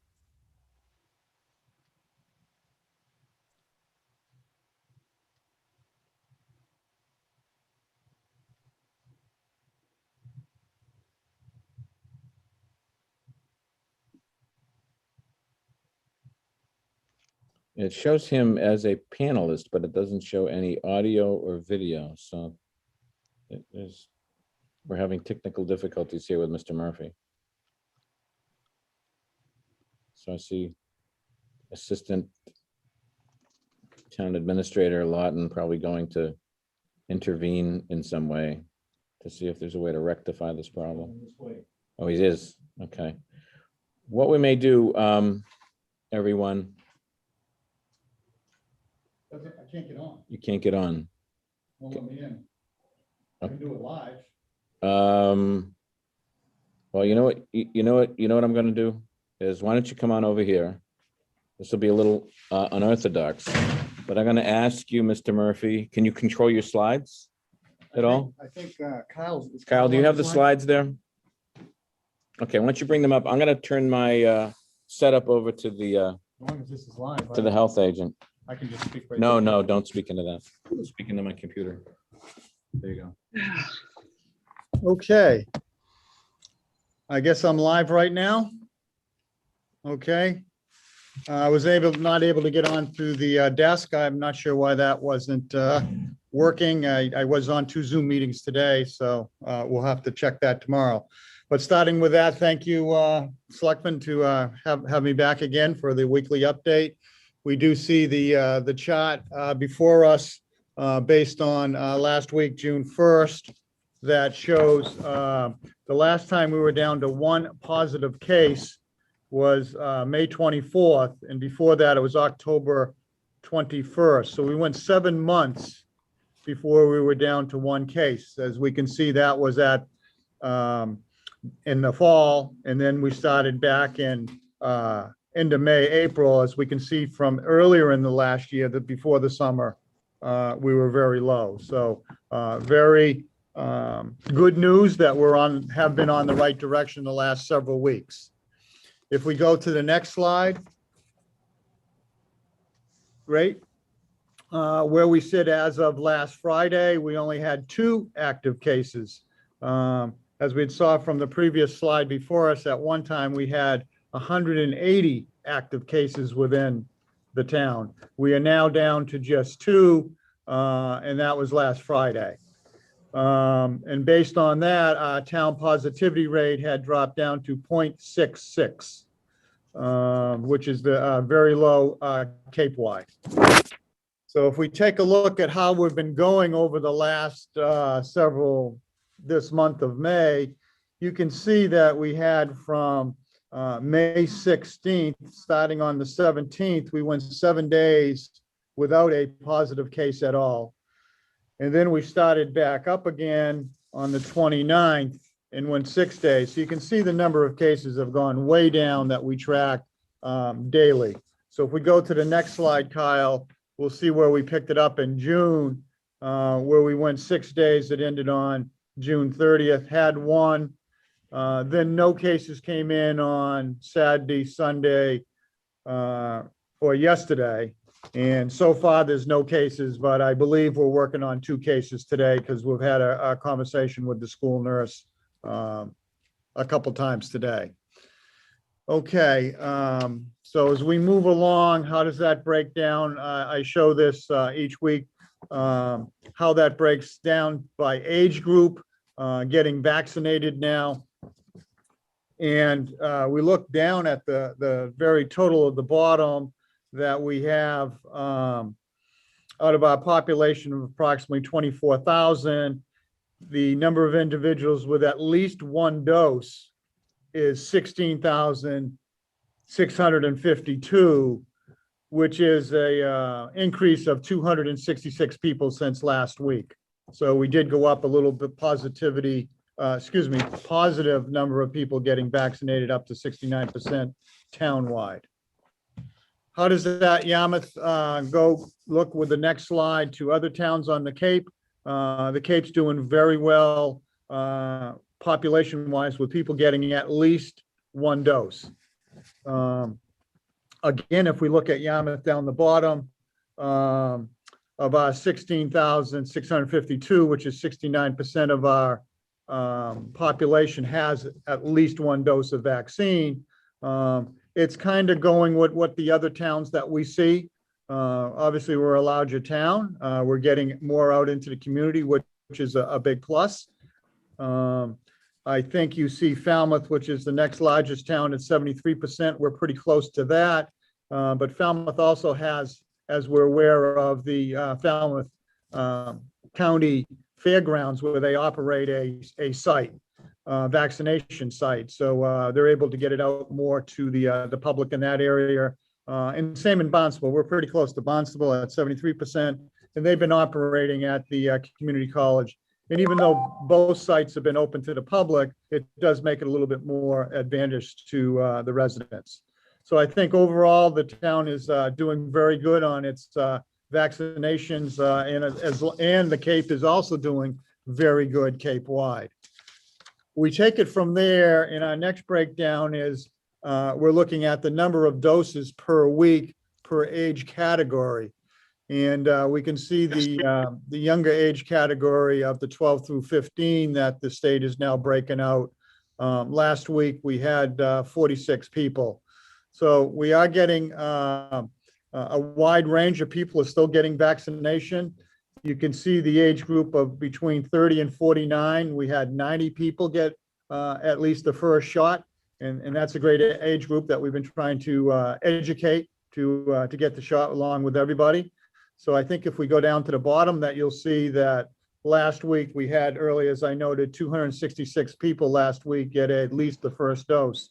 So it's down from the last couple of weeks, but our percentage out there, it's the availability has increased. So we keep getting the message out there. The 444 that we saw that week of testing, I believe that was the high school testing that we had set up when working with the schools and the county nursing. So that's something that we'll continue to follow. The next slide is the hospitalizations, and that's pretty much from June. In the last few days, we've only probably seen 1 bed or 2 beds at Cape Cod Hospital, with probably only 1 person in ICU. So that's been great news over the last probably 6 to 8 weeks. You can see back up top in March, there were 30 beds with COVID at Cape Cod Hospital. So the strain on the hospital has decreased, and the number of people in the hospital have decreased. And just to reiterate the next slide, Kyle, the no positives that we had gone 7 days that I had mentioned on the earlier calendar chart without any positive cases, then again, also 6 days. So we're really seeing the number of cases reported to us decrease. And I think that's due to several reasons. One is more people are getting vaccinated. More people are outside during that period of time, people that were still wearing masks during that period of time. So as we looked at our first chart, we saw last summer was very low on positive cases. And I think we're back into that cycle again. People are outside, people had been taking precautions, and we're vaccinating. So I think all that has led to the decrease in positive cases. I think we'll still see COVID in the community, but at much less of a rate. Brings us to our last slides as we talk about vaccine, how we can get that out in the community. People can call the Melody Tent. They're still running clinics. You can call them right there. The next slide also gives their, if you want to shoot them an email or contact their website, you can reach them through this to schedule appointments. The next one is also Habba Health in Bonsable, Community Health. They're also running clinics at their facility and working with the senior complex in Bonsable. And a lot of these can be just walk-ins. Within Yarmouth here, we have the CVS up on Station Ave, taking very prompt appointments that you can get by going on to this online motion. Am I on? Yep. Also, we have Walgreens on 28, also available. They're taking walk-ins with the J&J available. You can call them or get right on their website to make a very prompt appointment, and that's available. The next one, we just learned about Stop and Shop here on Long Pond Drive. They are now offering J&J's available there you can get that through online very promptly also. So we have 3 places in Yarmouth that people can get their shots at any time, very flexible time during the day. So I would encourage the people to continue their age groups doing that. As I wind down to my last couple slides, I'm going to go with know the facts, get the vax. We're going to stick with that. You're too far, Kyle, go back, stay there, please. We're working right now with the town administrator on the reopening task force that we've had in town. Since the governor opened up everything on the 29th, the town buildings have still had mask requirements for the public coming in and staff. And that would be the town hall, libraries, and so forth. So it's kind of been a soft progression. We do have people at town hall coming in. We do have people assisting people so we don't have a large crowd. And from talking to the town administrator and the task force, that we will continue doing that to next Tuesday when the governor on June 15 puts a declaration to the end of the emergency pandemic. And then we'll just, all the town offices will be open as business as usual, which they're pretty much right now.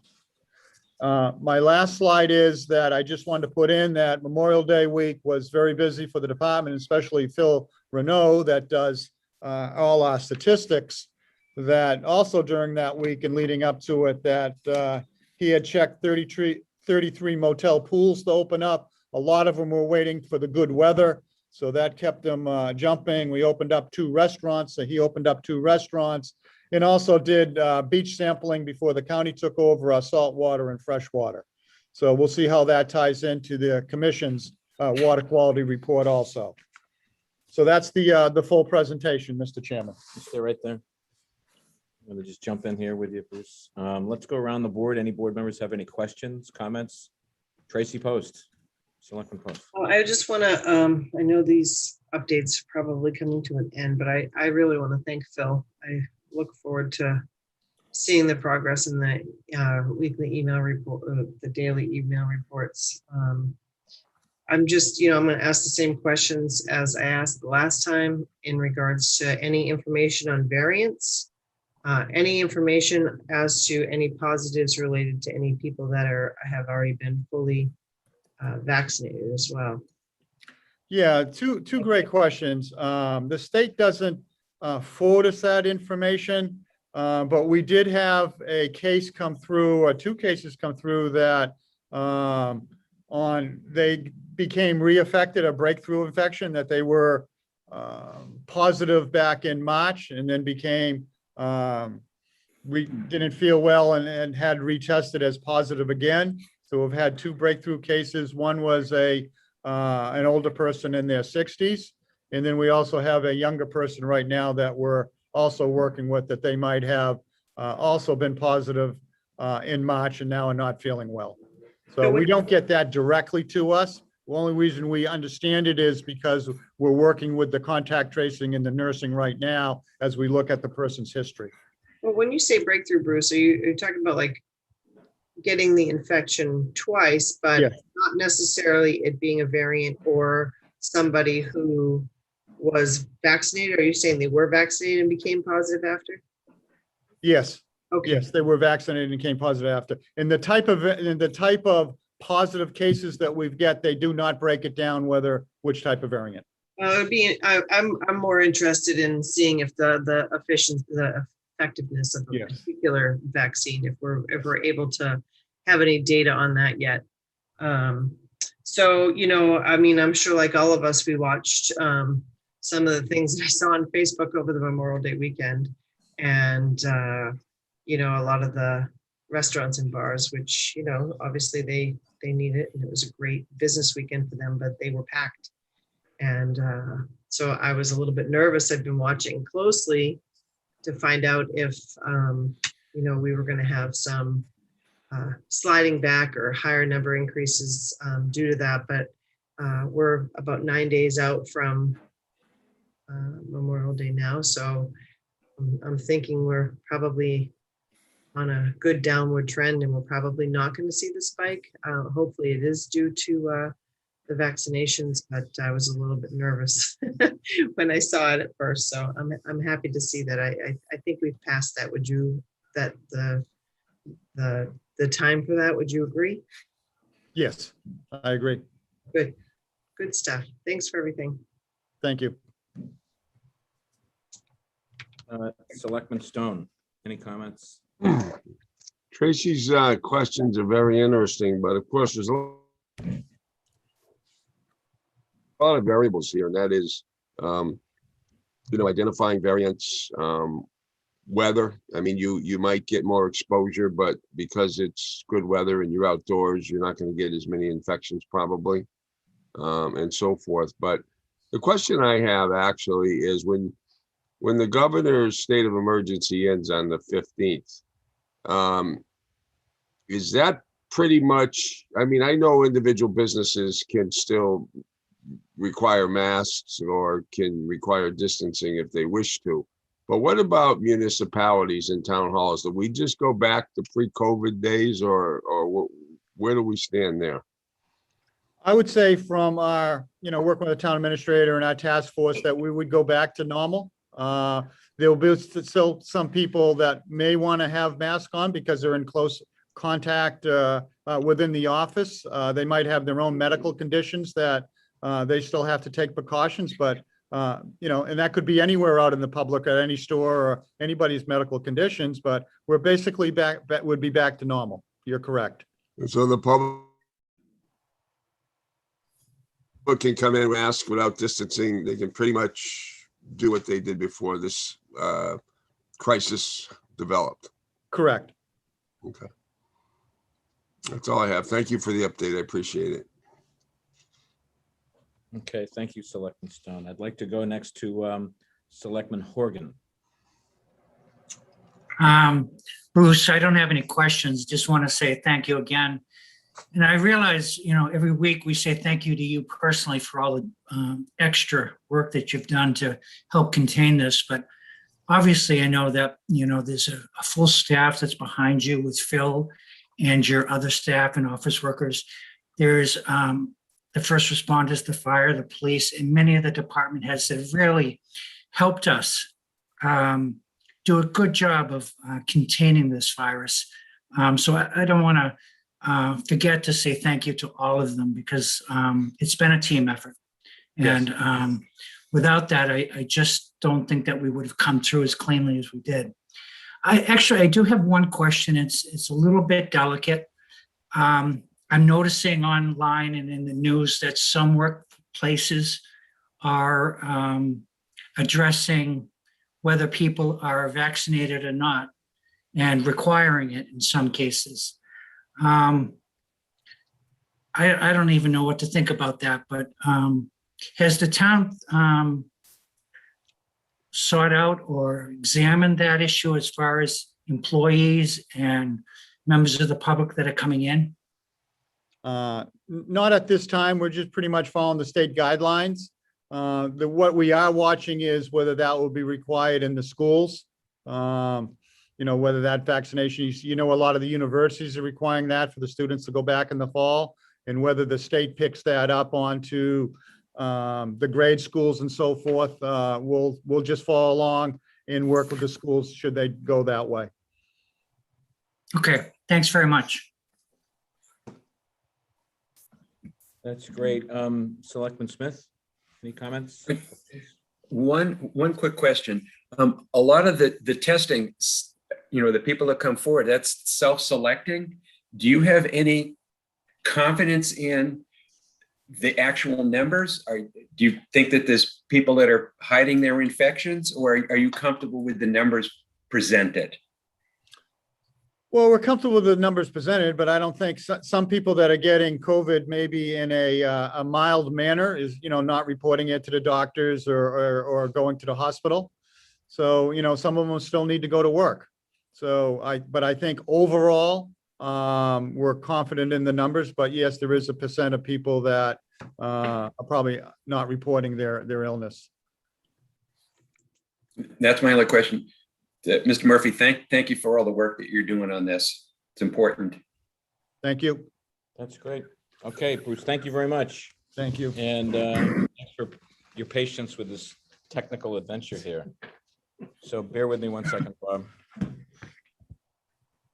The next item on the agenda is the 20th year recognition for the Taylor Bray Farm. And so I think what we wanted to do during this portion of the agenda is to join in a celebration with our friends from Taylor Bray Farm. We have with us tonight, and we'll put them on a camera momentarily. We have Marty Murphy, the president of the organization, as well as Bob Clark, the treasurer of the organization. They're here with us tonight. The board, I should say, really enjoys talking about the Taylor Bray Farm whenever it has the opportunity to do so. I can attest that on many occasions when you're doing something fascinating over there, it's usually an item of interest by the board. And I just want you to know that we're very excited that you've hit this milestone. And 20 years means a lot of work, a lot of education, a lot of fundraising, just all sorts of energy and effort extended by so many people to essentially provide such a huge benefit to the people of Yarmouth.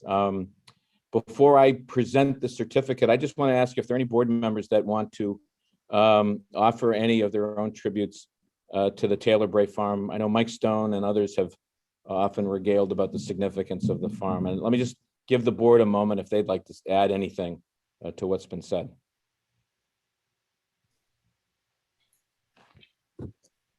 Okay, well, let me do this now. What we're going to do is we're going to present you with a certificate. Let me read to you what the certificate says. Let it be known that the town of Yarmouth hereby recognizes the Taylor Bray Farm Preservation Association on the occasion of its 20th anniversary. And be it further known that the town of Yarmouth extends its sincerest congratulations and gratitude for their community-oriented programs and educational events over the years. That this citation is duly signed by the chairman of the Board of Selectmen on behalf of the entire Yarmouth Board of Selectmen on this 8th day of June in the year of our Lord 2021. And let me also make a plug for the 20th. I think you have a sheep farm. The sheep, okay, you've got a Father's Day, so anybody that's in town, by all means, on the 20th, on that Sunday from 9 to 4 p.m., I believe, get down there and have a lot of fun. That's going to be a wonderful day. Rain or shine, there's no rain dates. You go right there. That's great. So let me do this. Let me just flip around the camera and we'll make the presentation.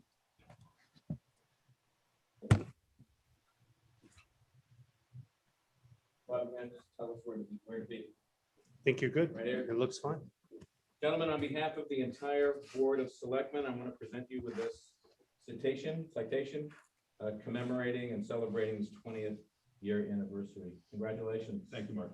Yes, and I look forward to coming down myself with my family and having some fun on Sunday, the 20th. I would just like to say that it's none of this would be possible without the thousands of hours of volunteers that work at the farm. And nobody's paid there. Everybody's a volunteer, and we get a lot of things done. Perfect. Floor's yours. And it's not just for the festivals. We're there every day of the year. The farm is open from dawn to dusk every day of the year, and we welcome you down there every day. I think shortly we're going to be hearing from a couple that's going to be getting married the week after, and we enjoy hosting those events and birthday parties, just people coming down and using the picnic tables and enjoying the farm every day. We have over 1,300 followers on Facebook right now, so it's not just a little neighborhood thing. 560 followers on Instagram, and in the past month alone, over 20,000 people peeked at us through Google. So it's bigger than you think. So come join it. Come join us. Thank you. Wonderful. Thank you again. Thanks for being here tonight. Thank you very much. Take care.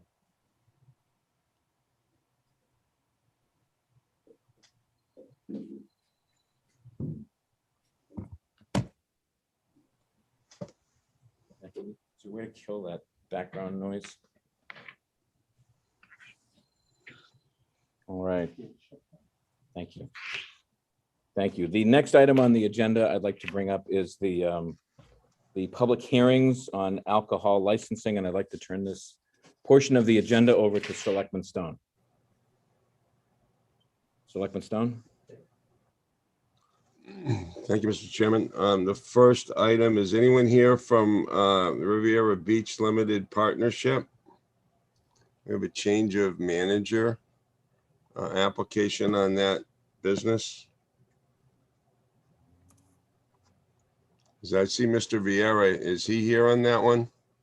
I'm here on this one, and the manager, Derek Vance, is also on. I would ask he be recognized as well.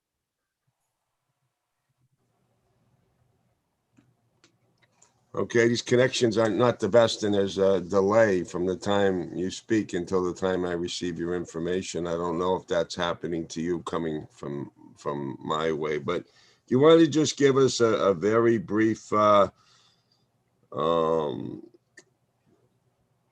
presentation about the change of manager? I noticed you got the corporate votes, the signed off by DeWitt, to Derek Vance. Just talk a little bit about him and what his background is. Well, his background is referenced on his resume there, with experience in the food and beverage. He just joined our team this year as the general manager at Riviera Beach Resort. And so therefore, we have made this request because last year's named manager is no longer with the company.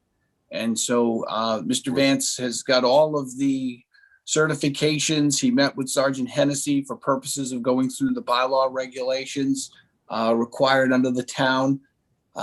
Just a quick note about the resort itself. While the hours are listed on the license, traditionally the hours of alcohol service are 11:30 a.m. to 5, sometimes 5:30 maximum, unless there's a guest type of event taking place. So we're talking limited number of hours. That is the traditional operation there. So without much further ado, if there's any questions for Mr. Vance, he is here. But we'd ask for favorable consideration on the transfer, please. Thank you very much. I noticed too that he met with Sergeant Hennessy on May 17th to go over the state laws and the local rules and regulations regarding alcohol service, and received a favorable report from him that he's tip certified and also has had crowd manager training. So those are good credentials as well. So does anybody from the board have any questions Mr. Chair, that they would like to ask either Mr. Vieira or Mr. Vance? I'd make a motion, we approve the application, the transfer of manager. Second, Is somebody who said second? Dan Horgan. Dan Horgan. So we have a motion to approve a change of manager by Tracy Post and a second by Dan Horgan. Does anybody have anything else they want to say before we vote? Okay, seeing none, I will go for a roll call vote. Mark? I vote aye. Peter? Aye. Dan? Aye. Tracy? Aye. I vote aye as well. So that transfer, that change of manager is approved. And you're all set, and good luck to you. Thank you very much for coming tonight too. Thank you very much. Enjoy the rest of your evening. Thank you. Next item is a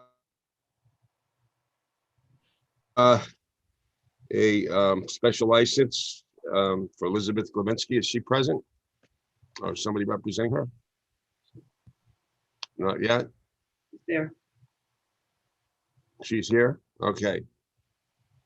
Can you unmute yourself? There you go. Yes. Hi, Hi, how are you? I am well. Thank you. No, I see you're about to make a big step here in life, huh? Yes. On the 26th, and so you're asking for a special liquor license from 5 to 10 p.m.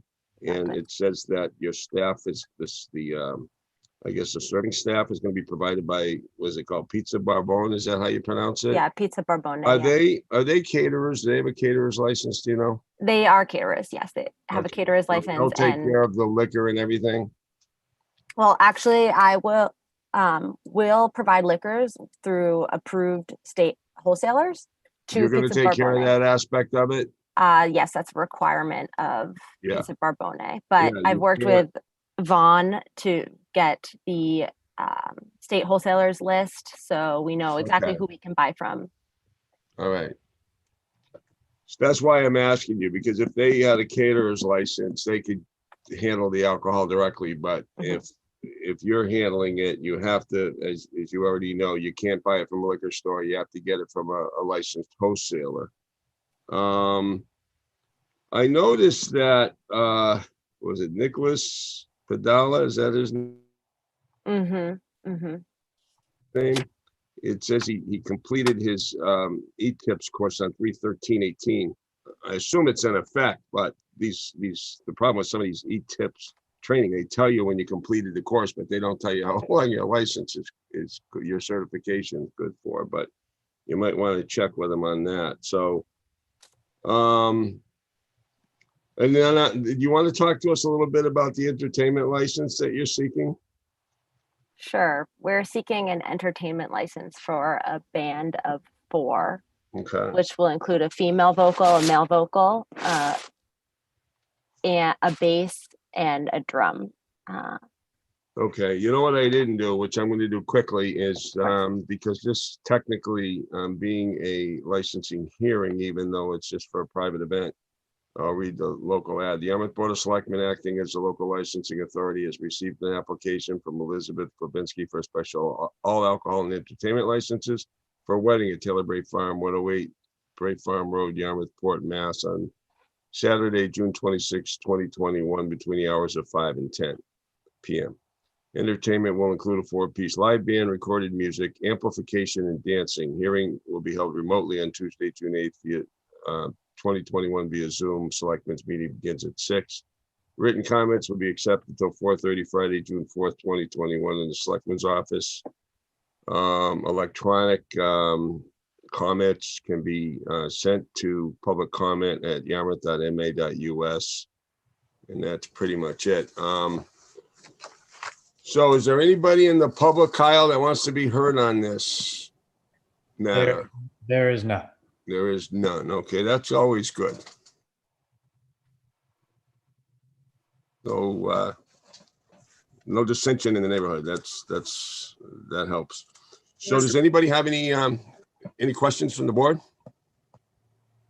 Tracy? Well, my only question is, when you said there's no dissension from the neighborhood, was there a requirement for notification to abutters and? Yes, and she did sign the Affidavit?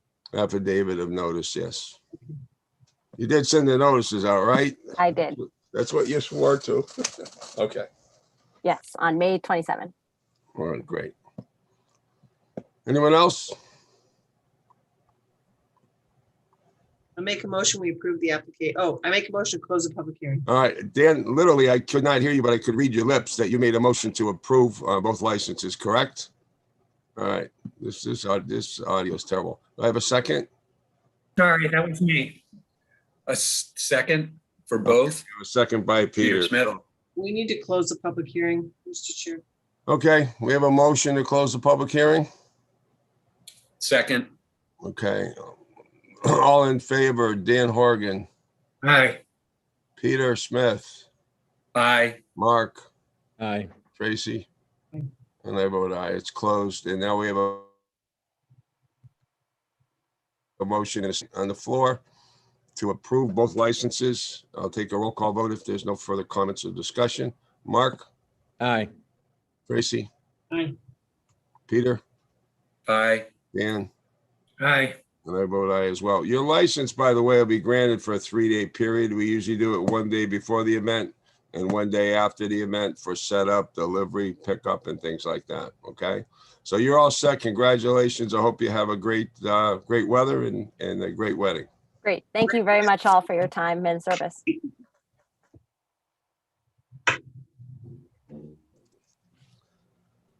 Okay, the next one is Compass Rose. We're going to have to talk a little bit about this one, I think. Is anybody here on that matter?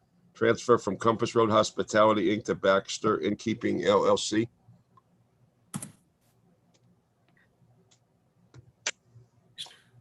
Here's Phil Baxter, I see is on. Phil, can you unmute yourself, please? I can. I hope so. There you go. All right, good evening. Phil, are you here by yourself? Do you have legal counsel? I'm here by myself. Or are you appearing for yourself? I just want to know if we're waiting for anybody else. No. We're not waiting for, all right. I'm going to read the legal ad into the record. And then we're going to talk about a procedural issue, I think, that we have to talk about.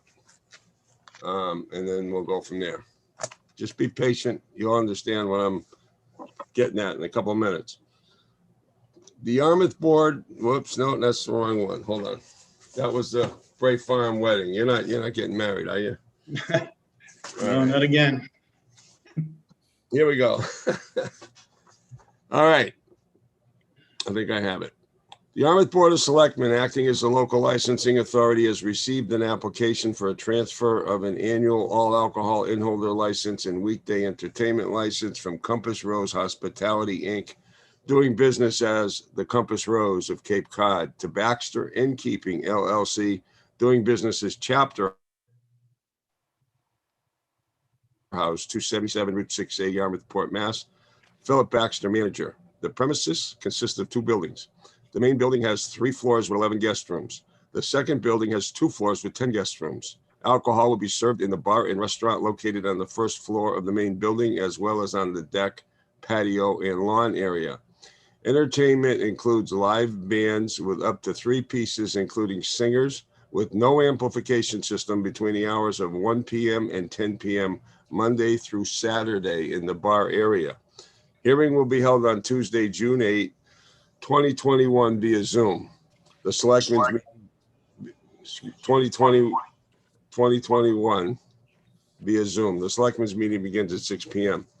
Written comments will be accepted until 4:30 Friday, June 4th, 2021 in the Selectmen's office at Town Hall via the Dropbox, or can be submitted electronically to public comment at yarmouth.mus. So that's pretty much it. Now, let me tell you what I think is a procedural issue here that we got to talk about. And this is not something that I became aware of until late this afternoon. I review these as soon as I can, these applications, but sometimes I don't get to them until the afternoon of the hearing, which was the case here. In addition to that, I had a question that was posed by Selectman Post that was relevant to this hearing. And I had further discussion with Phil Magnuson, who is the liaison to the police department. He's a former police officer and he's an attorney, and he's very knowledgeable about liquor law. Here's the glitch. If your application is correct, and I don't know if it is or there's an error here, it says that you have a 50% ownership in the business. You're a director and manager, and you're a United States citizen, correct? And then That's it correct. says that Sylvia has a 50% ownership, is a director, manager, and is not a US citizen. Is that correct? That's correct. Okay. So based on the research I was able to do and the conversations that I had with Officer / Attorney Magnuson and checking on the ABCC website and checking Secretary of State's records, the rule in a normal corporation, which I know you're an LLC, and we're going to get to that, is that the majority of the directors have to be United States citizens. The rule, according to the ABCC advisory, is that in an LLC, they apply the director's rule, and the majority of the managers have to be United States citizens. And you don't have that right now because you have one manager that's a United States citizen, and you have one manager who is not a United States citizen. So what I think you got to do, and I'm going to go to the board also to see procedurally if they want to go forward with this hearing and give you a chance to correct something, is either get her off as a manager. You can do that, and you can be the sole manager of the LLC. Then you're a majority of one. You're okay. Or you can appoint a third manager who's a United States citizen. Those pretty much either way, in my opinion, you'd be okay to do that. So I don't know how urgent this matter is for you, but if it's something really that you really want to get to, and I'm going to have to go to the board on this, is we could either continue the hearing to a specific date and give you a chance to make that amendment through the Secretary of State's office. You could probably do it very quickly, especially if you're just going to change the manager to yourself. Or we can have the hearing, defer on the vote until the next hearing, and then if you have corrected that procedural issue, we can vote at that time. But we're not trying to be difficult. This is a statutory requirement. In other words, we cannot grant the license unless the majority of the managers are United States citizens. And that's not the case the way you're structured now. The Secretary of State's records that I was able to get online do list both of you as managers. Yeah, it's my So go wife. ahead. So, no, I don't. I think when I went through the, That puts you in a particularly difficult position when you say, well, hey, yeah, she's my board wife. chairman, told me you gotta go. And we're 50-50 in the business. She's been in the Yeah, States. you're both since she was ownership. 18. Yeah. Yeah. It's not based on that. That's okay. Right. And I believe when I filled out the application online, 100% owner of the business. it allowed me, there was a question, I guess, one of those highlight things that you fill out when you're doing the application. And it said that it didn't say majority. It said, I think one of the two or whatever it said, but Right. yeah, but I'm happy to go back to my attorney and, fix it however you guys need it to be fixed or whatever the That's right pretty way is. easy. I mean, My you can do it understanding either was that way. we were fine. You could either just put you on as the manager. The ownership's not a problem. It's the manager. Oh, well, then we could If just. you were a fix regular that. corporation, it would be majority of the directors. Yeah, I thought that it was. It could be amended like that. It could be amended very simply, or you can add a third person. And then if you have two that are United States citizens, you're okay. She can stay on as a manager. I think we'll take her off as the manager.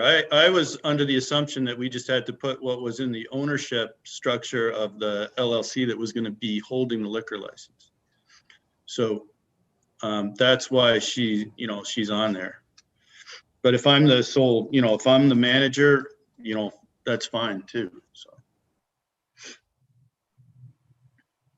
It's not a problem. Okay, so is the board comfortable with going ahead and deferring the vote until having the hearing, deferring the vote until our next meeting?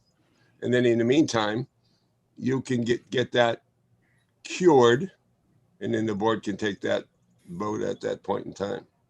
Because you advertised it and everything, we got to see if there's any public input, and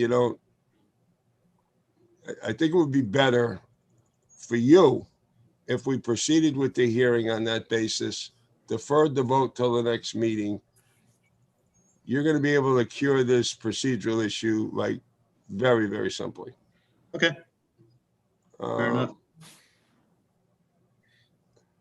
Okay. Is the board fine with that? All right. I am.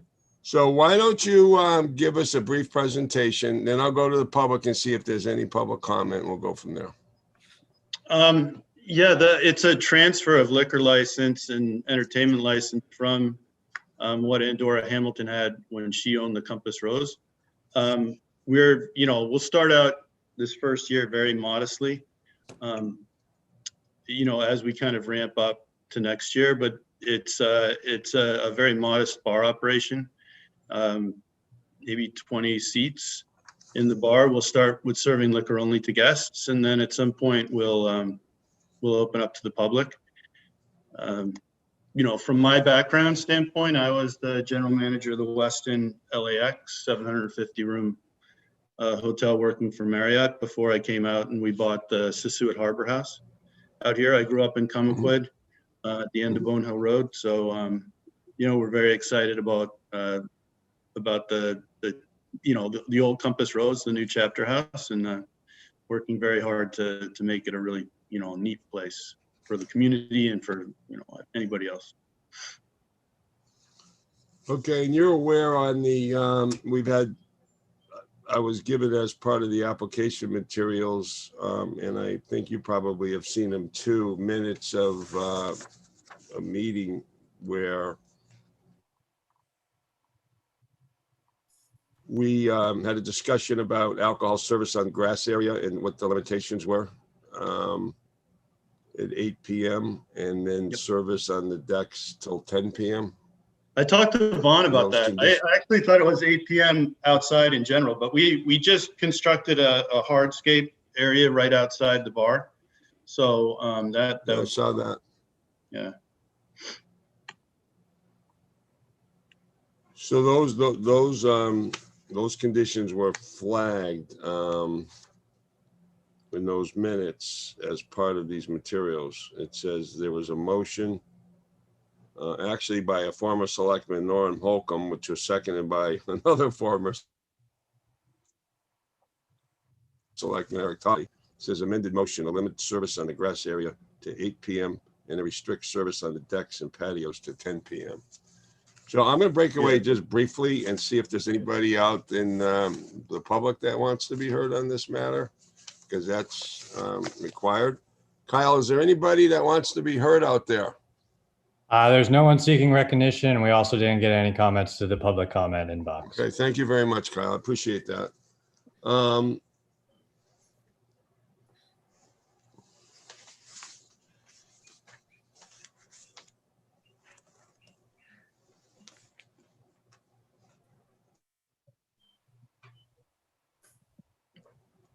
So does anybody on the board have any questions or comments or matters of discussion? I'm fine. You're okay, Mark? How about you, Tracy? No, I'm fine. We're not changing anything with the license. We're just transferring it, correct? Correct. We're going to transfer what they previously had to you without any further changes. That's what's here. How about you, Dan? Do you have any questions or comments? A question, does the distinction between the grass surface and the deck still stand? As far as I'm concerned, it does. Yeah. Because that's what that was what voted. If you want, yeah. If this is a straight license transfer, I would say it does. That's what you asked for, right? To transfer the liquor license and the entertainment license. Yes. Okay, thank you. Peter? Mike, if I understand your previous comment, it doesn't have to be the majority manager. So couldn't you do 51-49, or does it have to be 100%? Well, with managers, their bodies, right? It's just like directors. If you have 3 people on the board of directors, the majority is 2. If you have 2 managers, a majority can't be 1. It has to be 2. It has to be unanimous in that case. And it really is just a citizenship thing. There's no disqualification from her owning a portion of the business or anything like that. It just wants to make sure that the person that's in control is a United States citizen. And that's the general rule with individuals. If the license were issued to an individual, that person would have to be a citizen. In corporations, they require the majority of the board of directors to be United States citizens. So if you had 5 directors, Peter, 2 of them could be non-United States citizens. So if he gets a 3rd director who's a United States citizen, his wife can stay on as a director. Okay. That's not a problem. But if he wants to just keep it in the family with the 2 of them, then if she resigns, we have 100% of the directors, which is him. Fantastic. Thank you. You're welcome. And may I ask a question? Yeah. Is that the ownership of the LLC or the manager of the management? It's the management. See, what they did in the ABCC advisory, which they put out, and I think this last one and most recent one, we checked to see if it was updated, and it wasn't. It was 2018, I believe. So what they do is they look at the structure of a corporation. You're a limited liability company, which is a little bit different, but there's similarities. So they look at the structure of a conventional corporation, and it says the majority of the directors have to be United States citizens. Well, you don't have directors in a limited liability company. You have managers. So they said, we're going to apply that same analysis that we applied to corporations, to LLCs. And so just as the majority of directors in a corporation have to be United States citizens, the majority of the managers in an LLC have to be United States citizens. It's the management, not the ownership interests. Non-citizens can have an ownership interest in a liquor establishment, but they can't have the majority control of the business. a citizen has to have majority control. I said that wrong. It's not that they can't have majority control. It's that a citizen has to have majority control. It's very easy for you to fix this. Okay, no, I'm happy to fix it. You're just gonna have to amend your certificate that you filed with the Secretary of State. Probably can be done the same day. So unless the board, do we know when we're gonna be meeting again on this? Our next meeting, because I don't want to have to renotice this or re-advertise it or anything like that. I just like to continue it to a date certain. How pressed are you for us to act on this? I don't want to continue it for such a short period of time that you're not going to be able to do what you have to do, and so. Yeah, our occupancy and use permit inspection is Monday, so. Okay. We're opening with guests having the expectation of alcoholic beverages, so. Mike, is there a way to approve it pending that change, that we hold it until? Tracy, you raise a great point, and I wish you didn't, because it's not an easy one to answer. I had this same debate with an associate in my office about this. I raised that same question. Can we vote on it subject to you straightening it out? And his concern was that if you take a vote presently, you're approving something that is not legal for you to do at this moment in time. Now, it's a technical thing, and you might want to, there's also the rule, no harm, no foul, if nobody objects. I mean, you know how it goes. Well, I'd like to be able to see if we can It's do it and a hold tough it. one. You're asking a tough question. The safest, the most conservative thing to do is to hold it. But if you voted to grant, subject to him curing that procedural defect, who's going to object? I mean, if nobody objects, the package is going to go up to the ABCC and then they approve it, right? I'd make that motion. Second. Okay, so what's your motion to approve? Approved pending what you just said. Curing, curing the paperwork in the LLC so that the majority of the managers are United States citizens, correct? Correct. All right, so we have a second. Who's the second? Dan Horgan. Okay, Dan Horgan. All right, any further discussion? All right, seeing none. I think you want to also close the hearing, Yes, we want to do that. Thank you, if Bob. you would like to do that. Do we have a motion to close the public? Before we do that, though, I just want to make sure the majority of the board supports that. Because if we close the hearing, then we have to re-advertise it if we need to consider this at the next meeting, and we won't have enough time. Yeah, well, let's take a chance because I got a pretty good feeling about this one. Okay. We have a motion to close the hearing. Tracy, Peter, second. Okay, good. On the motion to close the public hearing, Mark, Aye. Tracy, Aye. Peter, Aye. Dan, Aye. I vote aye as well. Now, on the underlying motion to approve the transfer of the liquor and entertainment licenses, subject to the applicant taking action to ensure that the majority of the managers are United States citizens. On that motion, that's Tracy's motion, correct? Correct. Is that a yes, Tracy? Yes. Okay, and who was second on that? Dan Horgan, Dan second. Horgan was the second. All right. So we're going to take a roll call vote on that unless anybody has any further questions or comments. Yeah, Peter.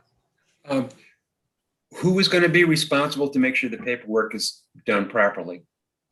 It would go to Vaughn and I would probably get copied on it, and we'll communicate with Vaughn to make sure that whatever comes in and I get it right away. And between us, we'll make sure that it's done correctly. And I don't think he's going to have a problem. Phil, you could get this done so easily, really. Okay. No, I agree. It shouldn't be a problem changing it around, but I just want to make sure that someone's actually going to review it. Oh, yeah, make we sure have that to do everything is that. kosher. Yeah. Because he didn't, Peter, it's got to go up to the ABCC, and I'm pretty sure they'll catch it. And, Yep. and then he'll have a roadblock with them. We don't want that. We want everything to go smooth and have them just stamp it when it gets up there. Perfect. Okay, I hate to, get this entangled with you about something so simple, Phil, but it is a legal hurdle procedurally. But I think No, we got it under understood. control. I think you have a very reasonable group of people here that have sympathy to your position, and I think it's going to work fine. So let's take a vote. Mark? Aye. Tracy? Aye. Peter? Aye. Dan? Aye. And I vote aye as well. So get that amendment in there to the Secretary of State's office, and then we'll get that paperwork transferred up to the ABCC. Okay, thank you very Phil. much. Appreciate it. Thank you. Appreciate it. All right, thank you, fellow board members. That was not an easy one, but I think there's a fair result that we were able to come up with. Thank you, Selectman Stone. I'm assuming that concludes the business of. It does. All the licensing matters, Mr. Chairman, have been concluded. That's great. Thank you again. The next item on the agenda is board and committee actions. We'll lead off with Selectman Horgan for a report. I'd like to make a recommendation, Mr. Chairman, to reappoint Bob Churchill for a 3-year term to the Waterways and Shellfish Advisory Committee. Term to run through May 2024. I'll make that motion. Second. Okay, we have a motion and a second to approve Mr. Churchill's appointment or reappointment. Roll call vote. Mike Stone. Aye. Chase DuPost. Aye. Selectman Horgan. Aye. Selectman Smith. Aye. Chair votes aye. Thank you. Any more? That's all, Mr. Chairman. Thank you. You're welcome. The next item on the agenda for this evening is the approval of the minutes of our meeting on April 6th, 2021. Hopefully everybody's had a chance. Does anybody have any suggested edits? If there are no suggested edits, I'd entertain a motion to approve. So moved. Do I have a second? Second. Second. We have a motion and a second. Is there any discussion on the motion in the second? Hearing none, I'm going to call for a roll call vote. Selectman Stone. Aye. Selectman Post. Aye. Selectman Horgan. Aye. Selectman Smith. Abstain. And I vote aye. Okay. We also have executive session minutes for those who are interested in what we might be up to in executive session. These are the executive session minutes of May 11th and May 25th. Anybody have any edits or changes to either one of those? I think we still need to hold them, do we? So I would make a motion to approve and hold. Okay, I have a motion. Do I have a second? Second. Okay, we have a motion and a second to approve, and this is, Tracy, this is for both, correct? Right. Okay, motion to approve the minutes for both of these dates, the 11th and the 25th, but to hold them. A motion and a second. Any discussion? Hearing none. All those in favor, roll call vote. Tracy Post. Aye. Mike Stone. Aye. Selectman Smith. Abstain. Okay, and Selectman Horgan. Aye. Chair votes aye. Okay, we've done that. Upcoming agenda review. I'm gonna ask our town administrator to join in this discussion with us to give everyone a preview of our upcoming meeting on June 22nd. Certainly, Mr. Chairman, I'll jump right in. The good news is that because of the timing of the airport discussion and availability of the managers there moving, and also the small number of proposals we've received for the drive-in. The first good news is that we've been able to consolidate the meeting schedule so that we'll only have 3 meetings this month as opposed to 4, and that gives the board June 15 off, and the next meeting will be June 22. And it starts off that there's alcohol and entertainment license at a wedding at Taylor Bray Farm.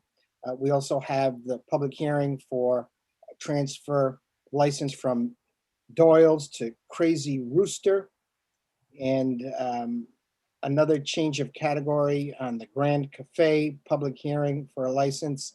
And then there's some consent agenda items for additional entertainment licenses for the Chamber Summer Series concerts.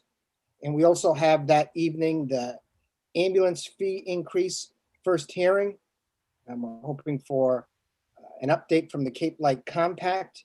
We have a tentative item that's been hanging out there for the town seal review committee that's working on that. And we have under the consent agenda also special entertainment for the Yarmouth Seaside Festival. And we also have a recognition of some retirements. We've had quite a few recently, and it looks like Great. there's more coming up, but it'll be great to acknowledge the service of some longtime town employees. And then the Yarmouth Scholarship presentation, we also hope to have on the 22nd, and to hold this meeting in person. It will be when that is completely allowed. Now, there's another couple of items that have come up we'd like to add on to the agenda.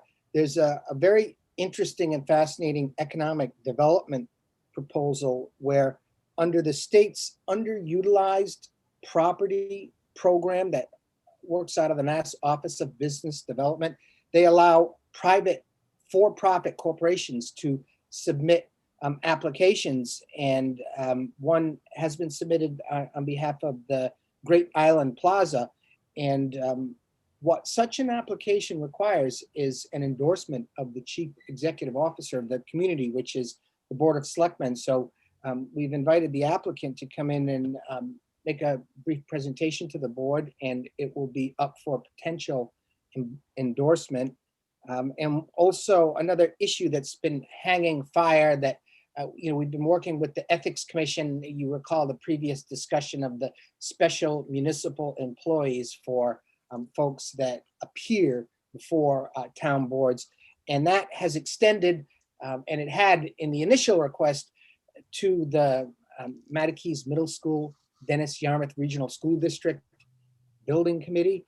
And what we've learned is that even though it's an appointment of the building committee, the 2 individual boards of selectmen, meaning Yarmouth and Dennis, would have to declare members of that committee special municipal employees. So that'll return for a discussion as well. And so that's a busy night for the 22nd, but hopefully a lot of these things are, not great length items. We can get a lot of the hearings out of the way.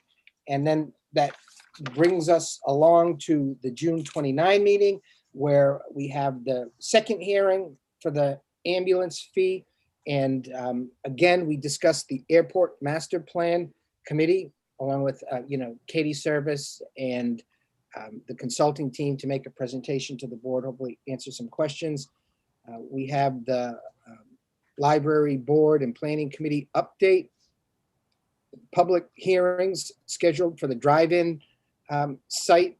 And so far we have one event, and there's a memo in your packet on that just has a little more information on that. We have the public hearings set. We're moving into the July 13 now.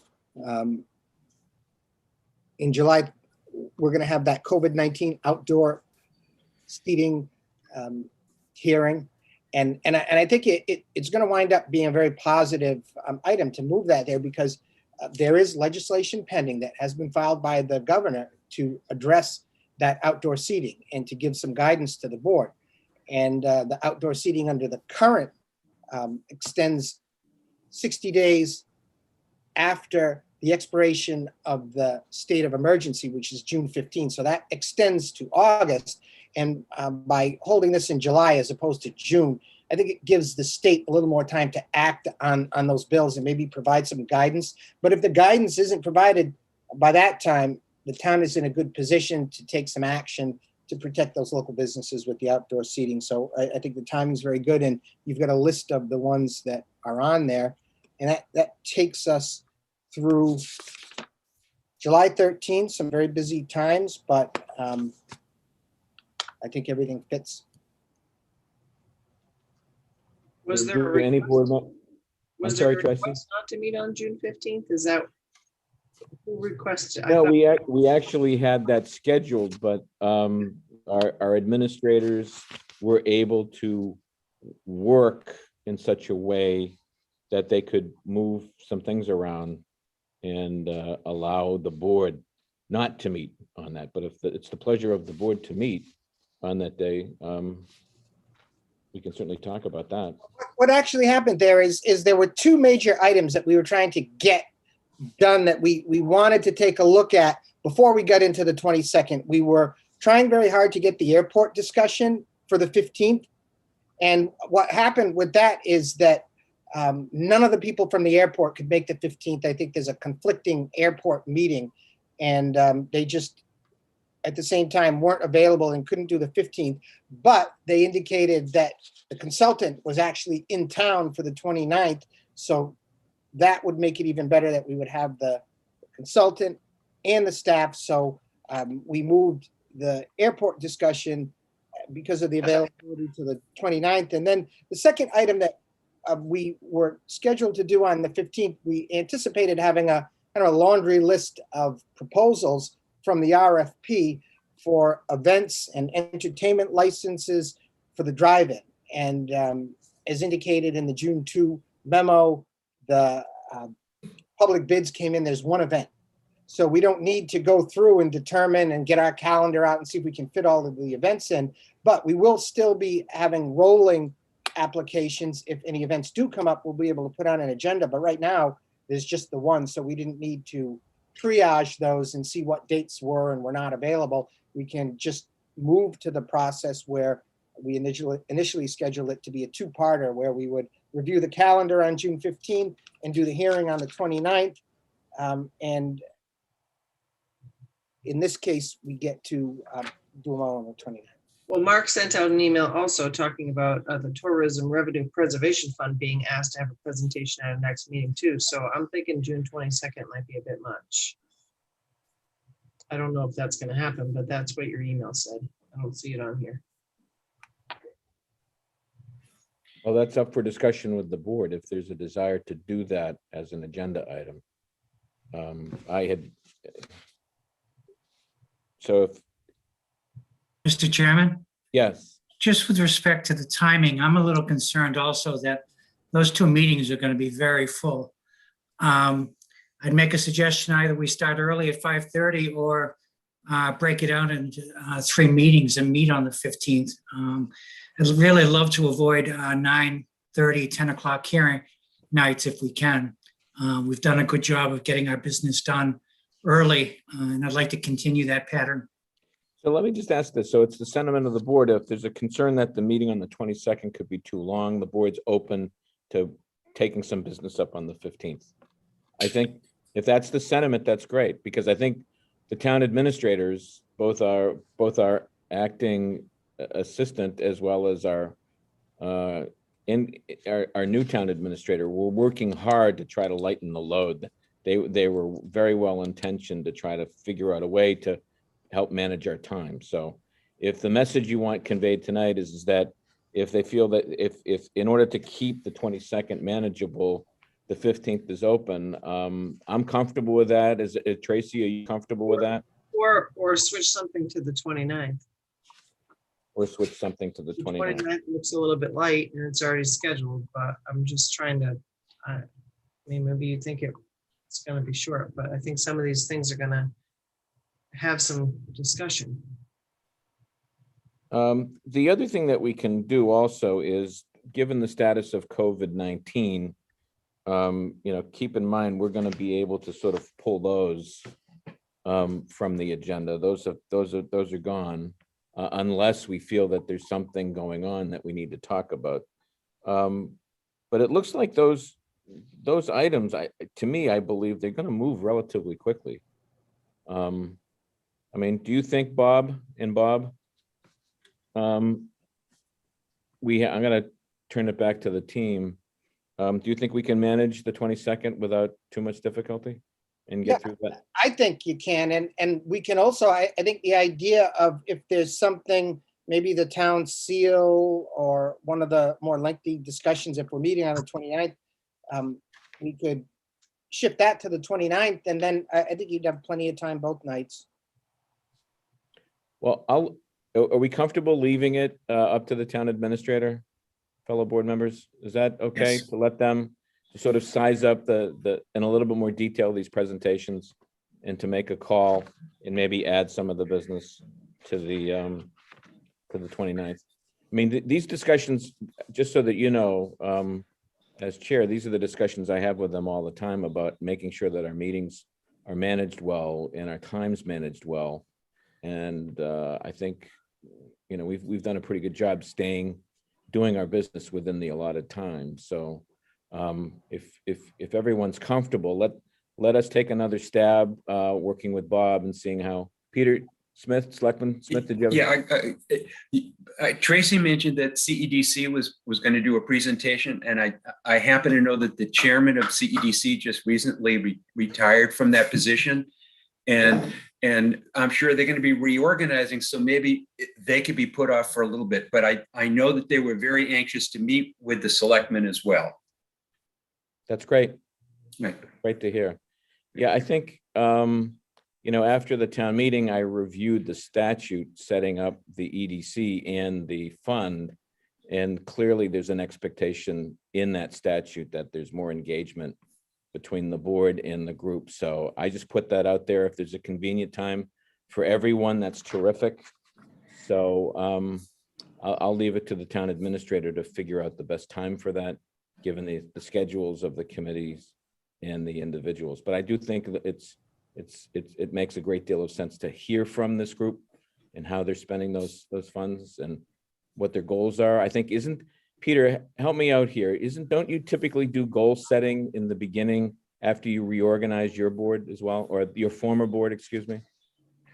Yes, yeah, the last meeting I went to, we were in the process of organizing, figure out what our priorities were, what we could actually get done in a reasonable time frame, and there were a whole bunch of other things that were going to be, you know, wish list, but they could be a year or so down the line. So we're trying to figure out what could be done now.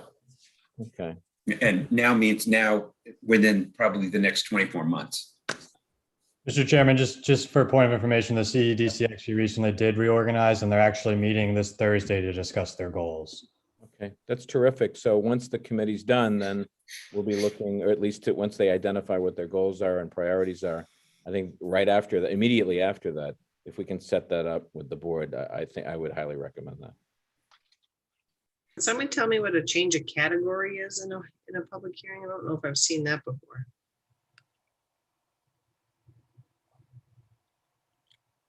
Is that directed maybe to Mike Stone, or is that this? Public hearing for Grand Cafe, it says. I really don't know without looking at the application, but I'm assuming that He wants to go from a beer and wine to an all alcoholic. is that what it is? Okay. Yes, sir. Yeah, changing category. Is this the same? I'll wait. Okay. Okay, 'cause we've had issues with this license in the past, so. Yep. I just think that could take some time. That's good to note that. Yes. Okay, is there any more discussion on the agenda items so far? Okay, Bob, do you have enough direction from the board in terms of next steps and procedure?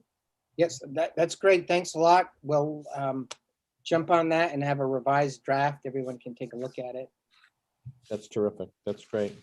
All right, then let me move on unless there's some other business with respect to upcoming agenda. Let's move on to the next item, individual items. And let me go around the room. Mike Stone, Selectman Stone, did you have any individual items? No, the only thing I wanted to say is it's unfortunate that with the folks that came up from the Taylor Bray Farm organization, I forget the exact terminology, but it's too bad that we didn't get better Audio and video? audio visual connection Yeah. with them. I don't know how people saw it at home, but it was not good from here.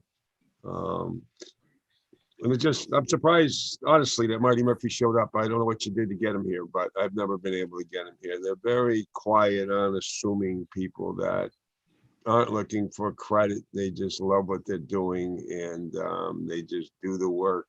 I know that I always go to their events and will be there on the 20th. I know Bob Lawton's always there. He's a great supporter, and I always see him up there. And honestly, they're just the most unassuming people you ever want to meet. They just do the job because they love it, and they want to do something that's helps their community, and that's reward enough for them. So I don't know how you did it. You must have, gave them a gift certificate to the local liquor store or something. It was for legal services at Stone and Reed. Yeah. I'm surprised. No, really, I'm surprised you got them here. I can't say enough about these people. They've given us all in this community a real treasure, and without their services, we wouldn't have that. So thank you. Certificate to the feed and grain store, I think. There you go. Thanks, Mike. Anything else, Mr. Stone? Selectman Oh, Stone? that's it. Thank you. Okay. Selectman Post. Any Well, individual item? I would like to take the opportunity to welcome Peter. I know many don't know, I served with Peter on the CEDC when it was first created. I think I was the chairman right before he was. But I know right now your mom, Gloria, is very, very proud. And I miss Miss Gloria. She used to school me, and she was one who schooled you, and you enjoyed it. So I want to take a moment to welcome you and say thank you. Great. Selectman Horgan, do you have any individual items you'd like to bring up? Yes, and it probably could have come under agenda as well.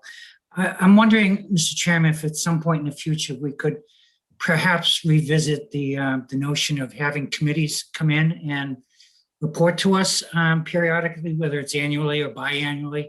I just think it's, I know being the appointments chairman this past year, it was great getting out and meeting some of these people.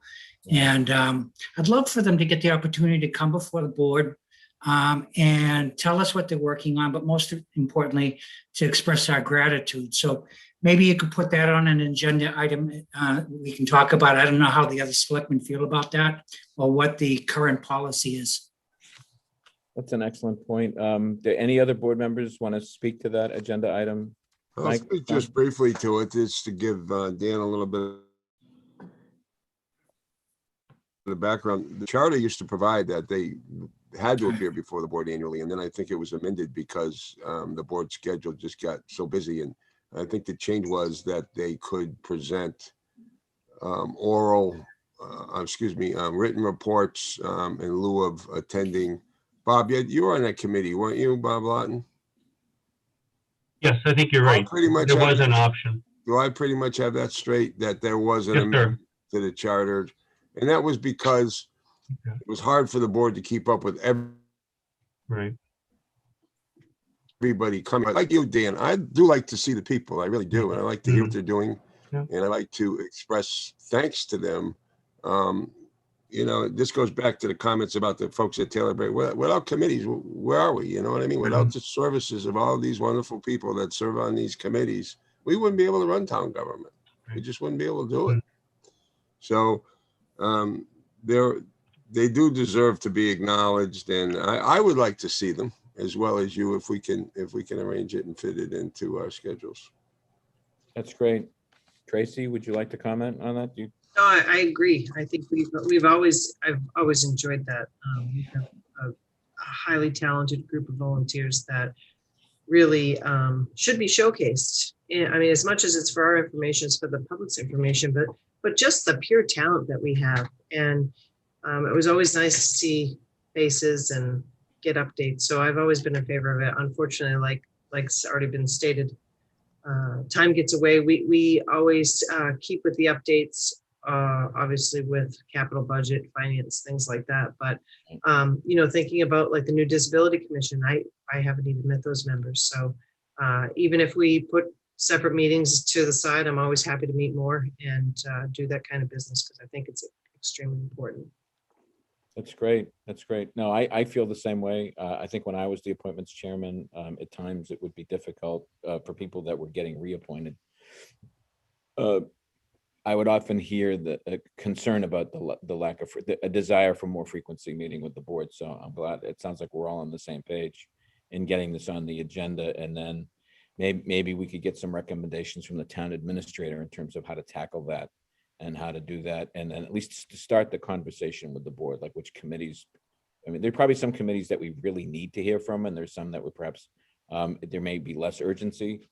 So although I think the point is well said that we're blessed with a lot of talented people who do want to serve the town, and everyone deserves some time with us. And so the process that we took when Eric was chair, it was as much of them sharing information with us, but the one thing I always liked was we started to make a practice of asking them what we could do to help them.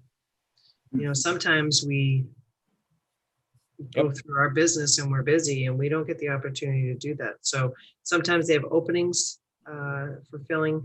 It's extremely important to put out there and really asking how we can help them, because I think it helps us better form our goals. I know, I think these are excellent points. I would agree. If we're looking for people to volunteer and fill committees, one way to help showcase the value in that is to have them come to us and have meetings where we can discuss items of mutual interest and concern. So I think Mr. Chairman, that's all for me tonight. Okay, that's great. Selectman Smith, any individual items? I have no individual items, and thank you for welcoming me to the board. Looking forward to it. It's going to be fun.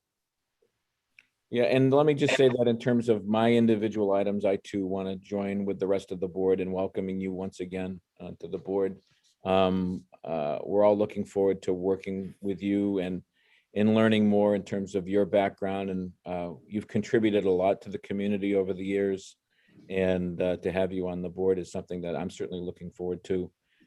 So once again, welcome aboard. And again, we're all resources for you. Don't ever be shy. The board members should know that it's customary. One of the things that I just took on my own is I sent Peter a packet of what I would call onboarding information. I got my hands on the Selectmen's Handbook that the Selectmen's Association put together. I got my hands on the Finance Committee Handbook, which is a very interesting read, and our own committee appointments handbook. I know Peter's aware of the charter and the provisions there and the information on our bylaws, but some of these handbooks I found to be helpful, and I passed them along. Now, there's one thing that a lot of other towns do that we may want to consider adopting, and I'll just leave this out there and we can talk about it later some more, but other boards will actually have what they call policies of conduct or codes of conduct that sort of just generally lay out procedurally some things in terms of process for the board. So for example, in Littleton and a bunch of other towns, I have seen in a code of conduct, for example, that one of the things that the chairman has to do is any newly elected board members, it's that person's job to do onboarding and do some orientation for the new member. There are other things that board members are encouraged to do in terms of keeping other board members informed of things. We could easily pull together, sort of cherry pick some of these codes of conduct that other boards use. And, we may want to adopt something of our own, unique to what we would like to do and what our expectations are in terms of individual board members, in terms of keeping members abreast of things that are going on. And if someone's looking for information, how to procedurally take care of that so that no one is getting access to information that perhaps should be shared with all the board members. So there's literally I don't want to call them all cookie cutters because many of these codes of conduct actually have some variations, but 90% of the content from the ones that I have seen over the years are pretty much the same. So there may be some value in having the discussion, when at a future meeting, when we're focusing on our business, like we do have to talk to the town administrator about goals and the things that are going to be our priorities. So this could certainly be one of the things that we add to the list as well. So I just wanted to flag that out there. Other boards. Great idea. Okay, thank you. I think it's one of the topics I brought up in the email to you today about some of the policies that we have never been written policies. So No, we should write some things down so that we're all working from, I work from, I'm used to working with select boards in other communities and have a different approach in terms of, municipal management. And I know sometimes I'm biased by following approaches that other boards have used. So I think this may be one way to help clear things up and provide everybody working from sort of the same framework. And so if we'd like to do things differently, if we'd like to keep other members informed differently, then we should just have that conversation, put it in the code of conduct and, go from there. So I'm glad to hear the reaction to that. And I'll work with the town administrator and maybe come up with a draft. It'll largely look like a standard document that you'll see in most other towns that have this type of code of conduct. And then board members should just look at it and figure out the things that they'd like to add to it or subtract to it. And then just to start the ball rolling. Or if somebody else would like to take this on, I'm happy to delegate that. I think we already have a lot of policies in place that need to be reviewed, and I think they need to be incorporated. So taking policies from other boards that haven't been our practice, I think, I'm not sure that's the best place to start. Perhaps we should start with our own policies and To see exactly what we have that would constitute a code of conduct already and slap that together. Okay, that's a great idea. Why don't we work on that? Okay, Bob, get another item on your list. Bob. Okay, that's it. Now we're gonna go to the town administrator's update. Bob, you're up. Okay, well, I just, I want to jump in. I've got a few things I've been sort of holding up. I want to make sure that the board is aware of. We talked about this a little bit already, but listen, I really need to thank Bruce Murphy and the entire Board of Health, our reopening task force here in town, and every single member of our staff who has really jumped in on this effort. We saw this coming with the cases starting to go down for the COVID, and it's been a major goal of mine to invite all of our stakeholders and people to get the town hall open again, get our other satellite services open again, and we're open. So I want to welcome all of our local residents. I'm sure that you're all, watching this right now, to come on to town hall and stop in, say hi to the staff, the folks that, we've sort of been held hostage, it seems, for so long with this COVID. But we've been back full hours for over a week now. And as Bruce indicated, very soon, I think within the next week, we'll have all of our restrictions lifted, and we'll be trying to work to reconnect with every single resident of our town and invite them in. And we've had the outpouring of people coming to visit. They've made it down to the administrator's office, and a lot of folks have been just saying, thank you very much for opening back up. I mean, this is the public's facilities, and it is something that we've been very excited about getting happening. And so that's happening. And I want to mention on that whole thing, the other restriction that is going by the boards is the remote meetings. And I know that there's a bill in front of the legislature to extend our ability to conduct open meetings. But also, in a lot of the discussion is surrounding these hybrid meetings where we can have the board together with a small studio audience, but also have it open for public to participate remotely. If we've learned anything from this pandemic, is this idea of, in order to participate in town government, you have to get in your car and drive down to town hall. I mean, that's archaic. It should be allowed that you can, but also the folks remotely participating in, we're hoping to see the open meeting law permanently changed to allow that.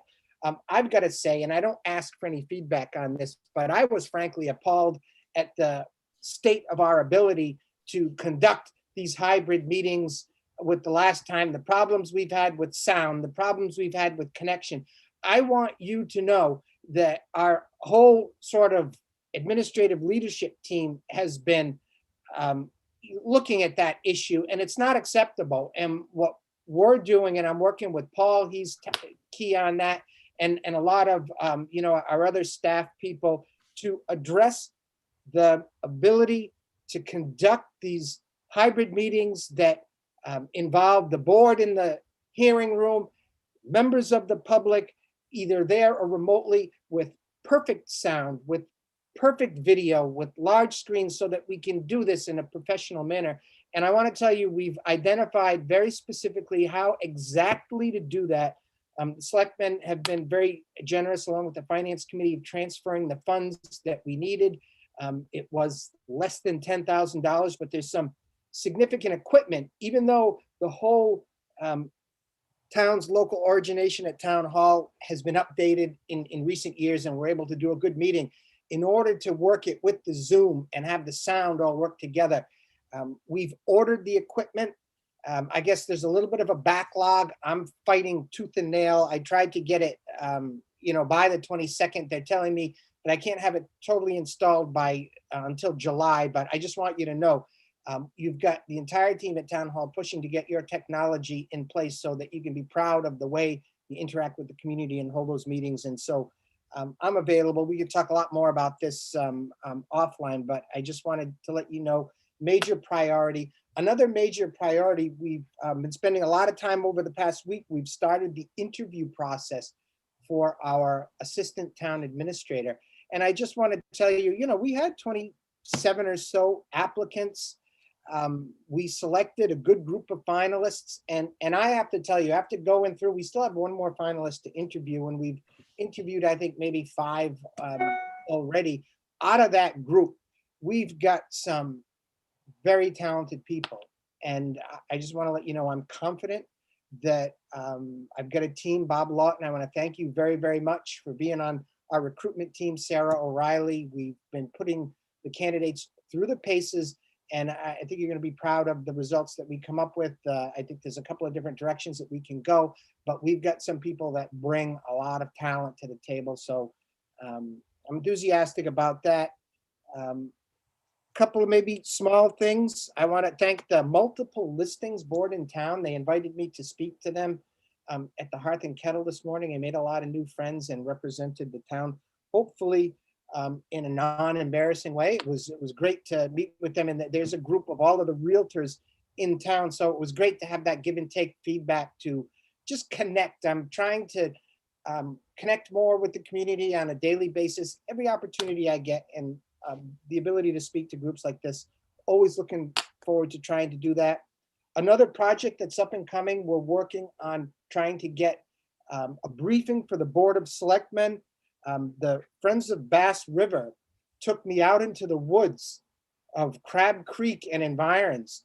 And we had a very detailed tour of what is a massive river restoration project that's brewing up there. I initially thought it was primarily the replacement of some failing culverts, but it's much more than that.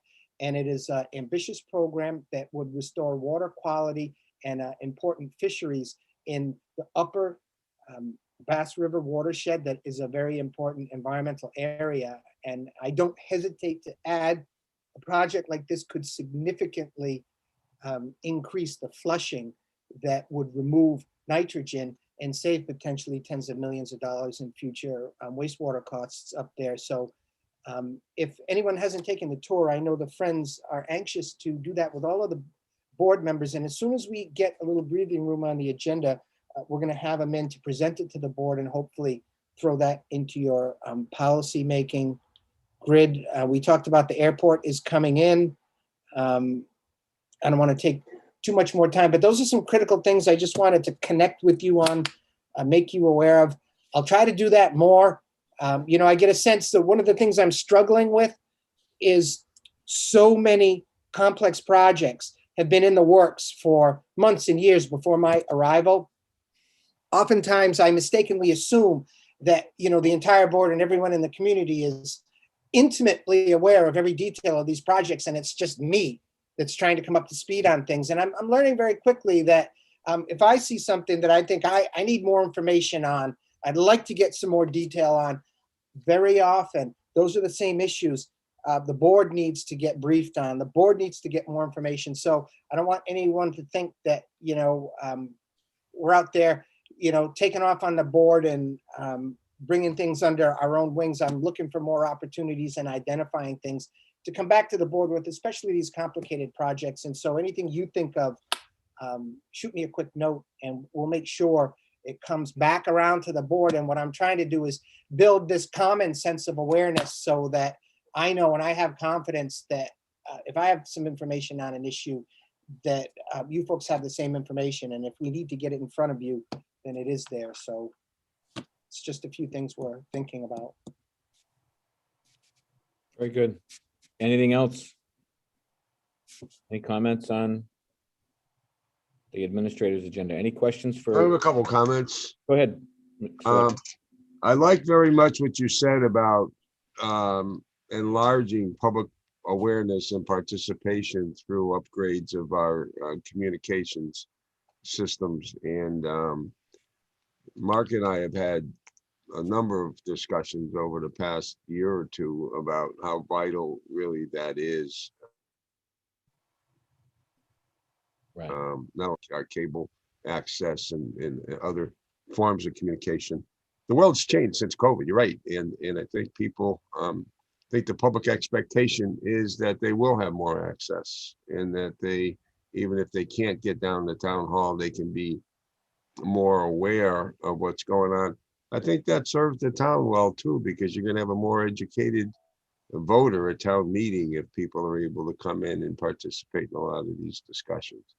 Second comment I want to make is I'm glad you're doing the other things that you mentioned with the other groups. And I think community connections are very, very important.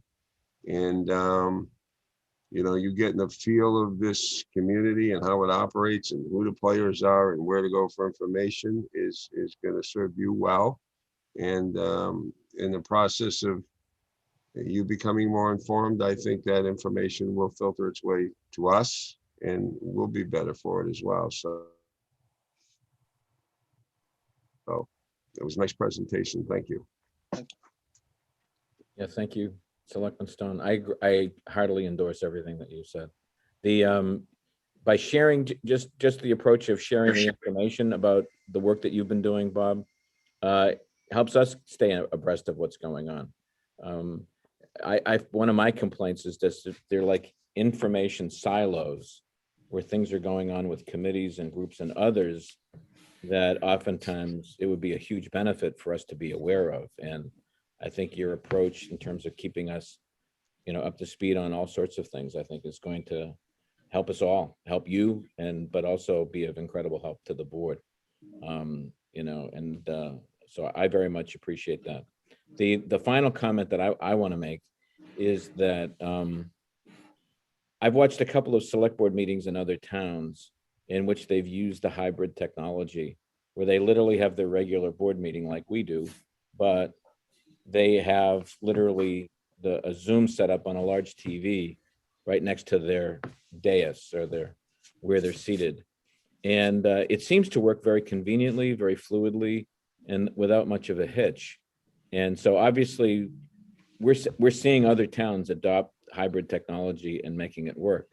And I too hope that somehow we get to the point soon. And I appreciate what you're saying, that you're dedicated to doing this, because it would be great to have as many options as we can to engage the public and engage others in our meetings.